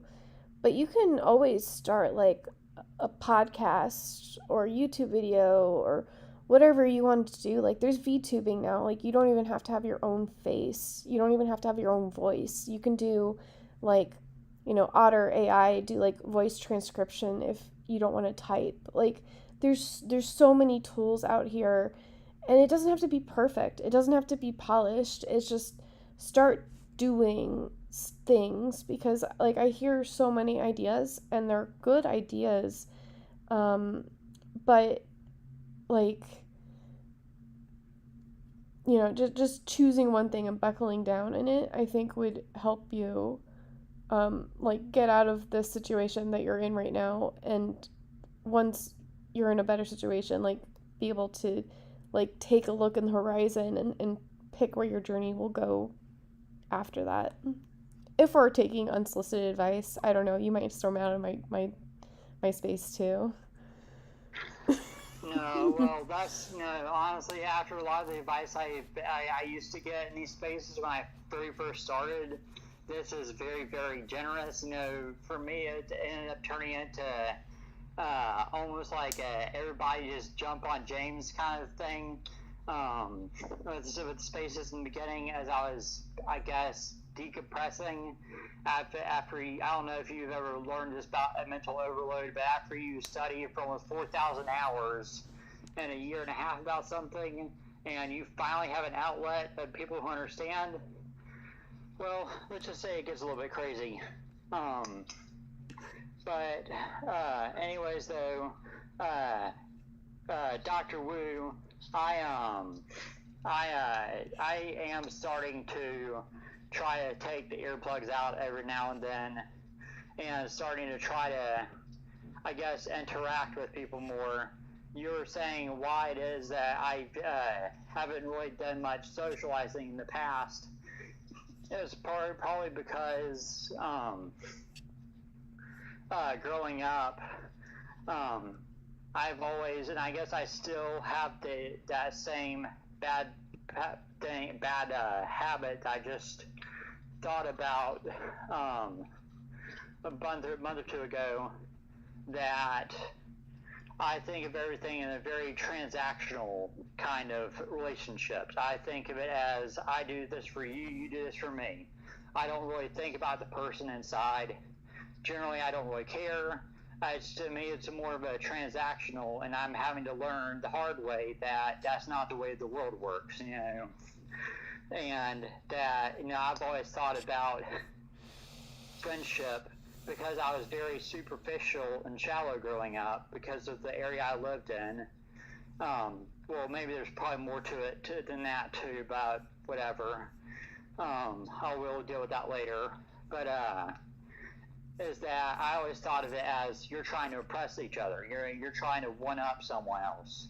And because that, when I grew up in an area of, you know, like I said, Fortune 500, you know, CEO kids who are driving high-end cars to school every day and all this stuff, you know, you end up becoming really jaded. And that's the habit that I finally broke last year or 2 years ago after, you know, 20 years of extreme toxic emotions and mentality about the rich and the upper class and with the facade that they had.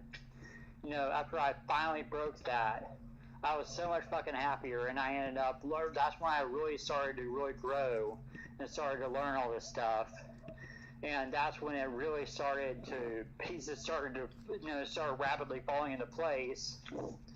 But, you know, now I'm having to still confront those issues again, now that I'm more mature, you know, mentally and emotionally. And that I'm having to now reconfront those issues of my younger years. And I'm having to try to... James, just you recognizing all that is a step in the right direction. And you say you're working on it, so that's another step in the right direction. So you're doing good. The biggest thing is to recognize what's going on, and you say you're working on it, and I believe in you. I think you are working on it. So, hey, great for you, my friend. Just keep at it. Now, where I work, we have expediters, handlers too, and you know, I work with all kinds of people. I had to deal with all kinds of people, all kinds of personalities from all over the place.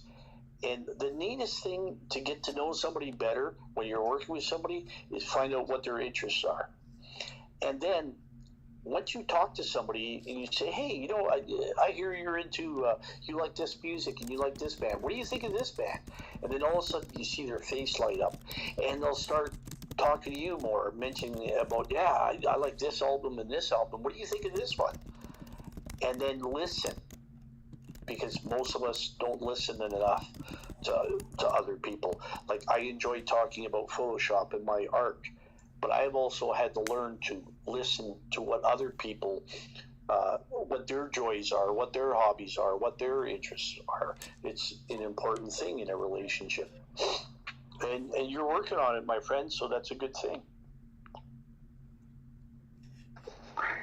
Yeah, thank you very much for your compliment. As that, you know, me, you know, acknowledging that I am moving in the right direction. It helps to, I guess, it helps for me to try to appreciate more about what I have accomplished instead of just only focusing on the next step, the next step, the next step. While that is helpful for motivation, you know, determination to stay moving, it's also, I guess, if you only set unrealistic expectations, sometimes that can tend to bring you down some. I'm trying to work on trying to become more positive.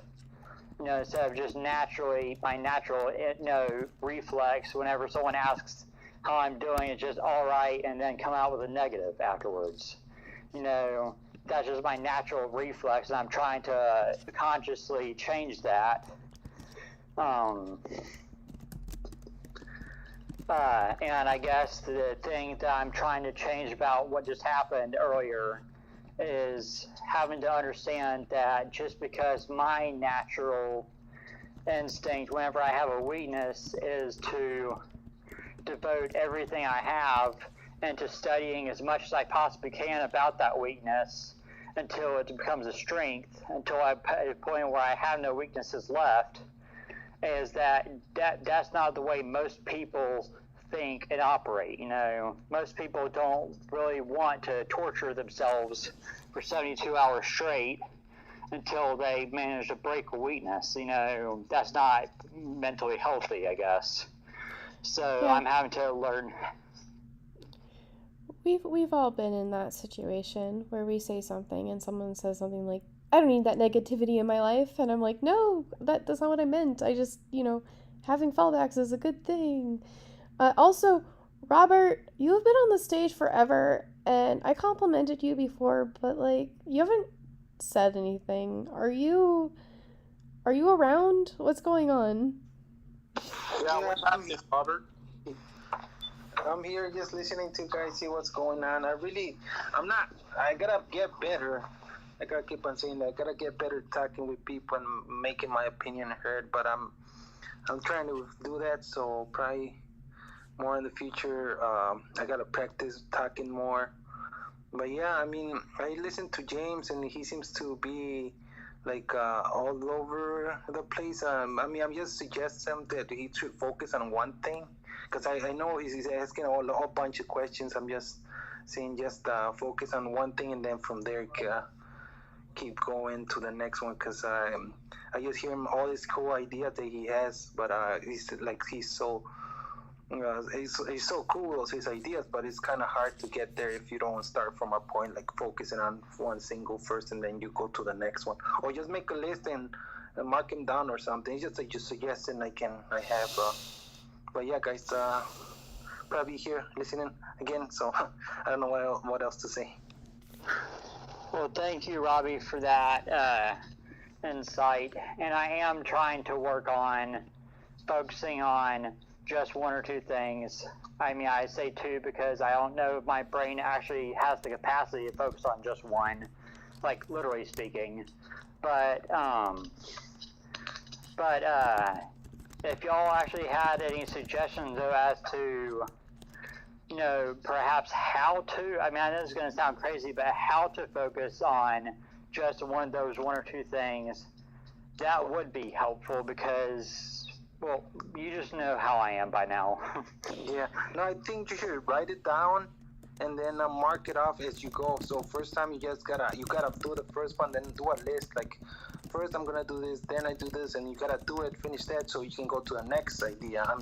It's just an idea, I don't know. So everybody has. Oh shit!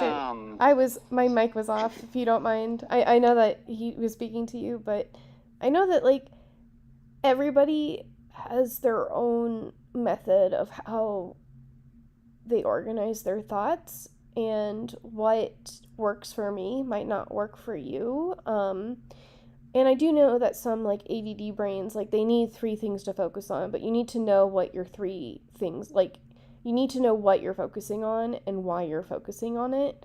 I literally just use Excel spreadsheets. I have a weekend to-do list, which is everything I want to do for the week. And it's gotten to the point where if it's not on the list, it doesn't get done. But I don't have to sit here and think about what I need to get done. I have a list. And that helps me focus. I think, James, you're at the very beginning of your journey, and it's a very exciting and a very terrifying time where about a lot of different fields, but no hand-on experience. So maybe if you make like a Word document or an Excel spreadsheet and you do like weight different things that you're interested in, like try to figure out a system that works for you, and just like, you know, I truly think that if you can find like an hour every evening to go, and because listening to a topic and understanding a topic is not the same as actually going and programming and doing the thing. So if you could find the time to, even if it's not an hour, if it's like 15 minutes a day, like make it a habit, and for like 100 days, do like the 100 days of code and see where you are from there. And like if you pick something up and you don't like it, you give yourself 2 weeks and then, you know, drop it for now and find something else. But a lot of ideas, like once you have the experience, like you understand why things are the way they are more than when you have an outsider's perspective. Does that make sense, James? Yes, it does. The things other than obviously, like I've mentioned already about being, you know, with social, you know, what I'm looking to try to do with all that. I guess my big, like industry-wise, professional-wise, things I would eventually want to make a career out of, other than just investing, is I am very interested this year in learning how to actually operate AI software, because I feel like it truly is the way of the future. You know, regardless of whether you're a doctor, a lawyer, or a programmer or something else in technology, is that eventually it will be at our equal, if not superior. So I do believe that we should at least know how to operate the software. So I'm wanting to, I've experimented a little bit with that stuff like you're doing, like the AI generated artwork. I've used the Chat GPT a little bit, or actually I've used that a fair amount, and I'm just constantly trying to learn how to ask the right, better questions, how to actually use it, or how to, I guess, more optimize it. And I think my biggest weakness, I guess, as far as everything goes, is it's a constant inner war between, trying to find out how I can monetize it quickly and start generating income to get me the hell out of this plant, and what's actually going to make me wealthy 24 months from now, 12 to 24 months, when the bull market starts back up again, or the economy starts picking back up. And it's that constant struggle. And when I start focusing on I guess, lack of a better way of saying, get rich quick schemes, I end up losing sight of the bigger picture. But when I focus too much on the bigger picture, I end up losing sight on keeping up with today. I hope that makes sense. Robert? Yeah, I think you should also get an accountability partner, because sometimes they can help you focus, like somebody you can talk to about, like, I have this project, and then he gives you an idea of his project, and he has to hold you accountable to finish that project first before you move to the next one. So, I mean, if you need DM me a message or something, the first thing you're going to do, and I can be your accountability partner, and then we can go from there. That way you can just, I can help you focus on finishing your first project. So I don't know what you think about that. Yeah, I'd definitely be open to considering that, at least. Yeah, like talking more about it and, finding out what we could do for each other. Yeah, that'd be good. And also, hopefully, someone who actually understands where I'm coming from and all that. Yeah, and also if there's a way that I could actually get myself mentally organized, that would be awesome too. So I'm just gonna stop talking now because I feel like I'm just like running around in circles at this point. I say this isn't actually an accountability space, but if you want to come back next week and tell me what steps you've taken to try to organize your thoughts, and then maybe I'm actually just assigning this to you, but pick one project with the AI. Like OpenAI has an API, and like I've watched YouTube videos where they like these are the 8 business ideas. Try to find a small project, a very small project that does one thing with AI, and try to make it. Or like tell me what the project is. Don't try to make it yet, but like tell me what your first project with AI is next week.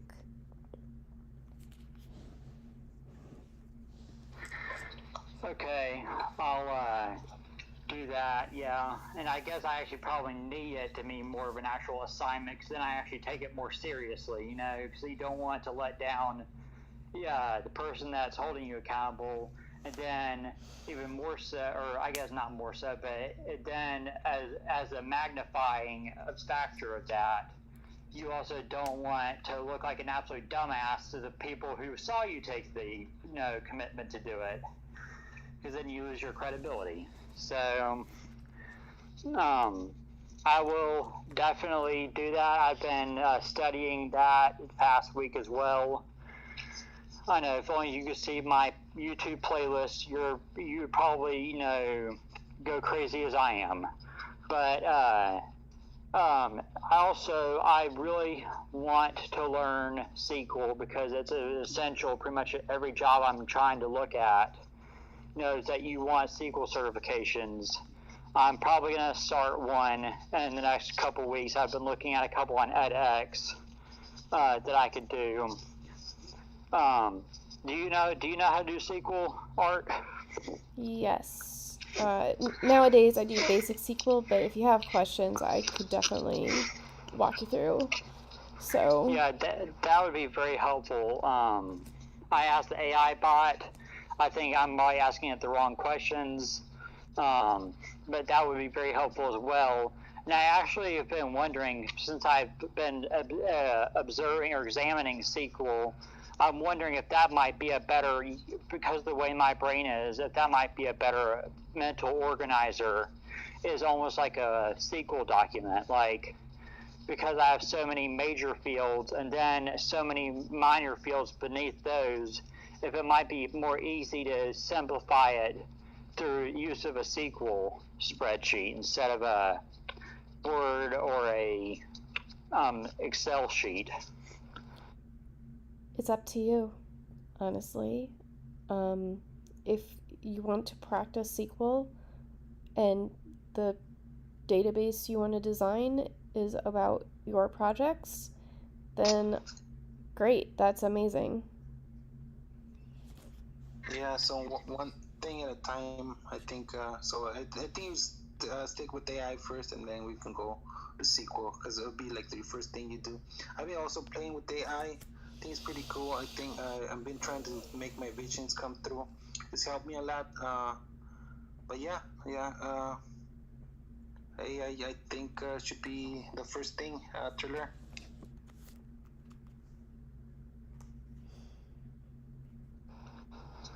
Okay, I'll practice with AI first, then, and I will do my best to stick to only AI. Art, other than like programming required things, what have you found that might be, I guess, for what you observe of what I'm wanting or looking at, what would you think are good things, such as, I've found, it sounds like a simple enough one is, doing freelance stuff on Fiverr or something like that, doing writing stuff, or copywriting or things like that. Is that something that might be better? Um, yeah, just something, basically, your first AI chat, like, if you want to use AI, the first thing should probably just be the website has like one input and the user, or like, you know, like it does a simple thing. I don't like, it's up to you what that one thing is, but it should do one thing and not have a bunch of logic. And then the project after this could be like, but now I make my own model or something like that, where it builds on top of that. I think trying to create something too complex will just, I like to go from like green to green, like this is working, this small thing is working, so now I can try this other thing, and then, you know, I'm building on top of my education. And but the way that I learn is probably not the way that you learn, but like we're trying to be supportive of every way of learning. But yeah. I will give you a little bit of from things I've actually done is I got a good bit of a way through writing a book, and it was a spinoff of The Wizard of Oz. And the way that I wrote it was pretty much, I had a short story. I say short as in like 2,000 plus words, 2,000 to 3,000 words, and I would write, spend a day or two writing in intense detail that whole short story. I would pretty much go through the story in my brain while I was at work and get the whole story down in an outline, and then I would actually fill in, and actually write the story the next day after I had the outline. And then, after I marinated on that, then 3 or 4 days later, I would write another short story, and I had probably about 10 or 15 of them that I have written before I ever even figured out how I was going to start my book. And then I pretty much had to use the short stories essentially as the bricks, and then add the subtext, and almost like as the filler between the bricks, the cement. And that's how I actually was able to get my book to where a normal sane human being could actually read it and actually make it enjoyable. And a lot of people have said it was amazing work, but that's how I do my stuff. I can't, while I'm big on macro thinking, when it comes to actual application, I have to do little bit by little bit, and then, then use the cement to cement it all together, afterwards. I mean, that's totally fair. I don't know why I gravitate towards Google Docs and spreadsheets so much, but like the way that you're describing this is not different than just opening up a Word doc and writing like the 5 whys, like the why are we doing this, how are we doing this, write how the architecture is supposed to be, and then the next day you can, consult ChatGPT or actually look for the answers and try to implement like the lowest common denominator that you want to actually accomplish. Like sitting down and actually thinking about, like, the database is actually a huge deal in any application. Like doing the wrong thing is such a pain in the butt. So like, yeah, I really enjoy making my own database architecture, but right now we're talking about AI. And so if you find a project and then you write out what you want the project to do and how it's going, like what are the requirements for this application to be done, then you'll have a better idea about the tech that you need in order to complete the project. Are you gonna use all those AI pieces you have up there pinned on top on your next metaverse? Okay, all is is a lot. I will pick the best pieces, and the deal is, I've done 7 galleries, but I've only done the AA Artathons for 6 of them, and I didn't do it for the first month because I didn't have Midjourney. So tonight was about doing The Lion, the Witch, and the Wardrobe, except we didn't talk about it at all. But we're using this art to benefit rescue.org.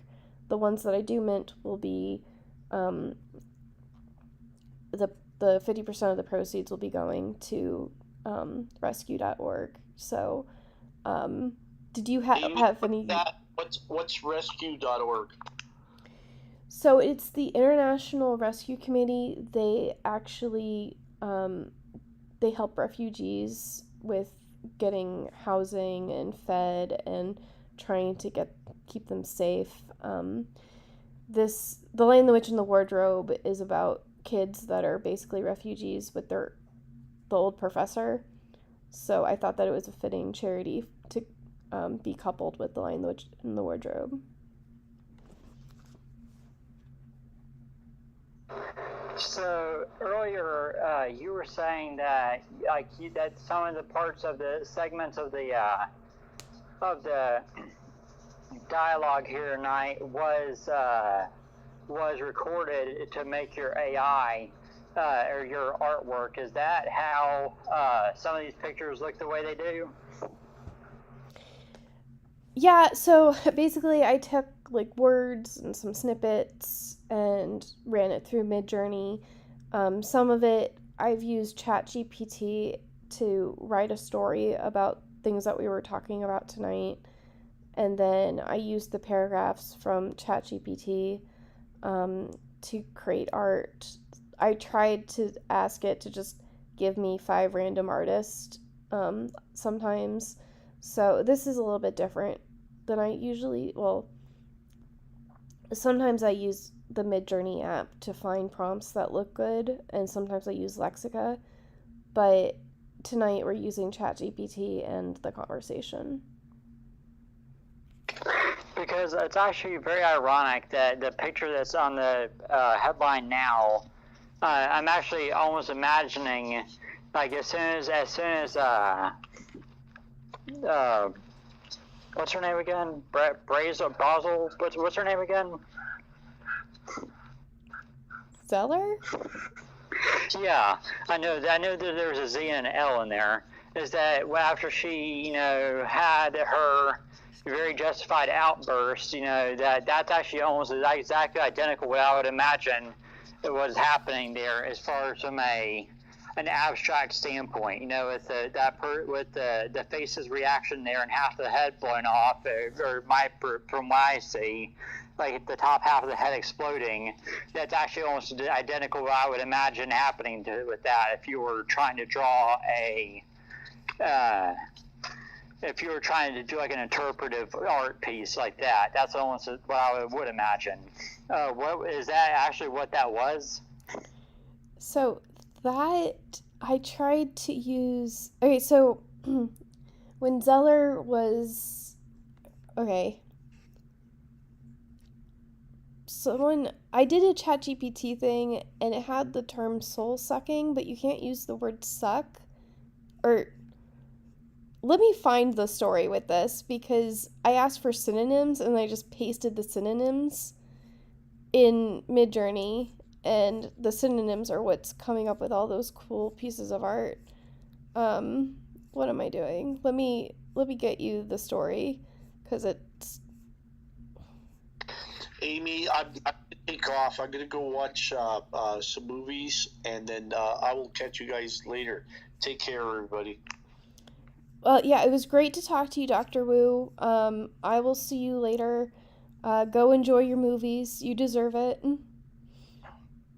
Bye, Mr. Wu. It's always cool listening to you speak on Faces and having you here. Yeah, it was nice talking to you for the first time. I do believe.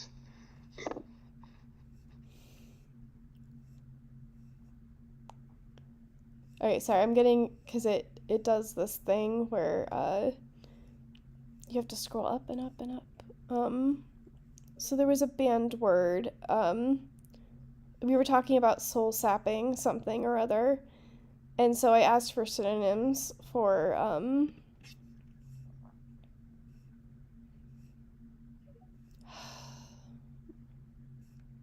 what am I doing? Yeah, it was for soul sucking. And because I can't use the word sucking. So the words were draining, demoralizing, dispiriting, exhausting, depleting, sapping, demoralizing, inebriating, demoralizing 3 times. And so the ones without any commas, it's just like I did that variation like so many times because it's coming up with some really cool pieces of art. Like normally when it doesn't know what you're talking about, it like does it has like a template kind, like you can tell when Midjourney doesn't know what to do with what you gave it, but like this is actually super cool and abstract.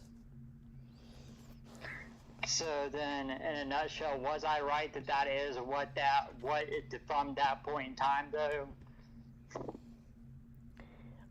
It was before that because it was like now we're doing like forensic reports on this, but it was around the time you asked her about like what's her greatest strength and weakness, because she was talking about her greatest fear is around her mom. So no.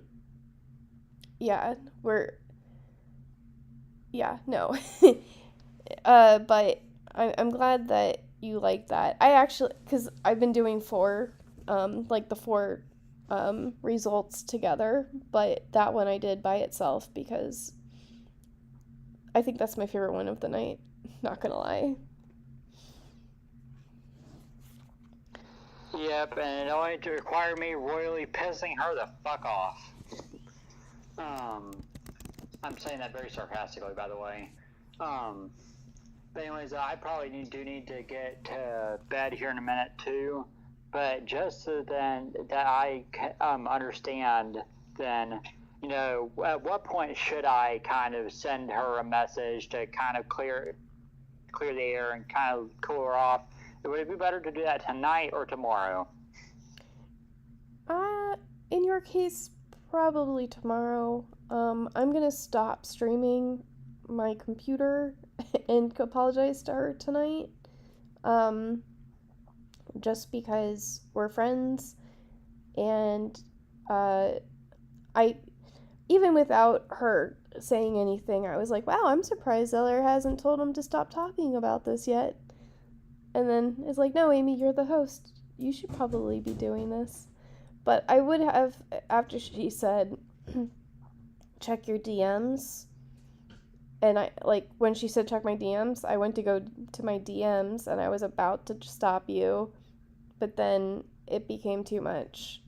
And I don't blame her because when you're having an issue, So I'll talk to her and we'll be good. I'll see her on Monday. We'll talk. But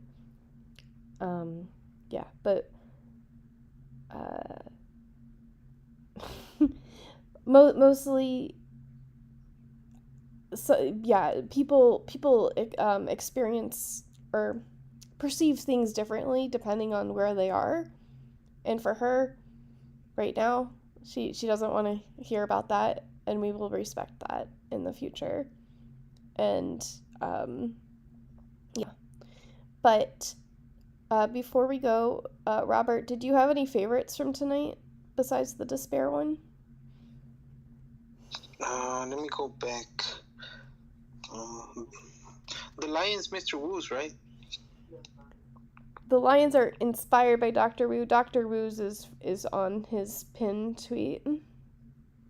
No, but are those Mr. Dr. Woos or yours? Those are mine in the... Oh, okay. That I pinned. I don't think he pinned any tonight, but those are mine. Oh, okay, cool. No, because I was thinking about the Lion King. Can you feel the night? You know that song?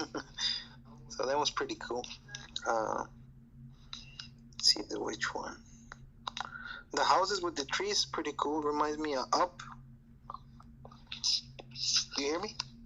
Yes. Yeah, I'm just going through them right now. What about you? What's your favorite? Yeah, also, Robert, I wanted to apologize because I know that sometimes you come up to speaker, but you can't really speak. So I didn't press you before now before I said, hey, Robert, actually, do you want to speak? So thank you. I really do appreciate you coming tonight. But now I'm actually just looking back at what we've done tonight. I do like the professional photographer, the upper left one, of the guy. He kind of looks like Zoolander. And also, the bottom right hand, where she kind of looks like a zombie. Right. But, don't worry about it. I always just wait for somebody to call my name because I never want to be, interrupting people, come off it it's my turn. I got to talk now, so I just wait till somebody calls my name. So I'm going to feel like an extra asshole because you were up here for an hour before I said something to you, so... No, it's not worry about it. I mean, I always get that. I always kind of the last one that speaks in space. Is man, I have to wait all this time. I'm not in your space, but another space, they always pick me the last one, but I guess it's timing, and I don't know, I gotta be a little bit more patient. But yeah, no, you're cool. Don't worry about it. I mean, otherwise I would say something about it, but no, we're cool. Don't worry about it. So at the very beginning of this, the third one from the right, there's this thing called Toxic Friends, and I thought that was absolutely adorable. Yeah. So, sorry. Oh, which one is Toxic Friends? Is it the green one with the green people? Yeah, with the green, the ones in the face masks, and they're back to back. I think it's cute. What the heck? Yeah, the one on the bottom is cute. We fought, now we gotta make up to each other.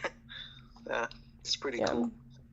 But yeah, thank you both for coming, or being the last one standing in my space. But I think everybody has to go because I need to feed my cats their nighttime treats and I need to go to bed. So this is a good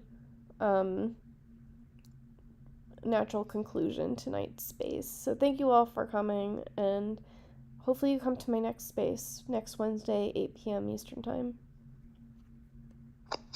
I will only come if my head does not get bitten off once more. I'm joking. Well, it depends on how you'd behave, James. I'm not used to having to actually act as a host in my space. I kind of just let people talk while I'm doing AI stuff. So, it's a lot of jobs. I've stopped asking people to help me with, pinning stuff and stuff, but we'll get back into the habits for the AI art space, and, yeah. Yeah, sorry if I went a little bit overboard. As another thing I'm trying to improve on is being more courteous to the microphone and to the other speakers and listeners. So, your art, by the way, it's so amazing. The artwork that you end up coming up with. It would actually be really awesome if you ended up selling some of that to maybe for example the Toxic Friends album or thing. Actually, it looks almost like a perfect album cover for either a hip hop artist or a metal artist almost. That would be awesome. And also your the last one you had about the soul sucking one. That actually, I think, would be. It makes me wonder if classical art, or traditional artists, might actually be able to benefit from the AI to be able to do interpretive pieces. If they saw what words that come to their emotions, that come to their art pieces when they do abstract, if they saw an illustration of what they were imagining, maybe we'd be able to do an interpretive piece based on that, you know. But that's just my, like 6,000 cents to end the night off, so. We'll build up to it, James. One thing at a time. So, I will talk to you all later. Have a good night. Bye. Have a good night. Bye-bye. Okay. Well,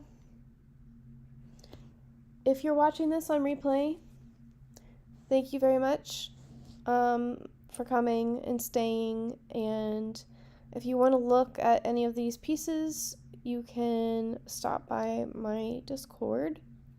And we're going to be minting them later this month, so you'll see them later. And now, if you'll excuse me, I need to go save a friendship. So, stop on my screen. Stop the call.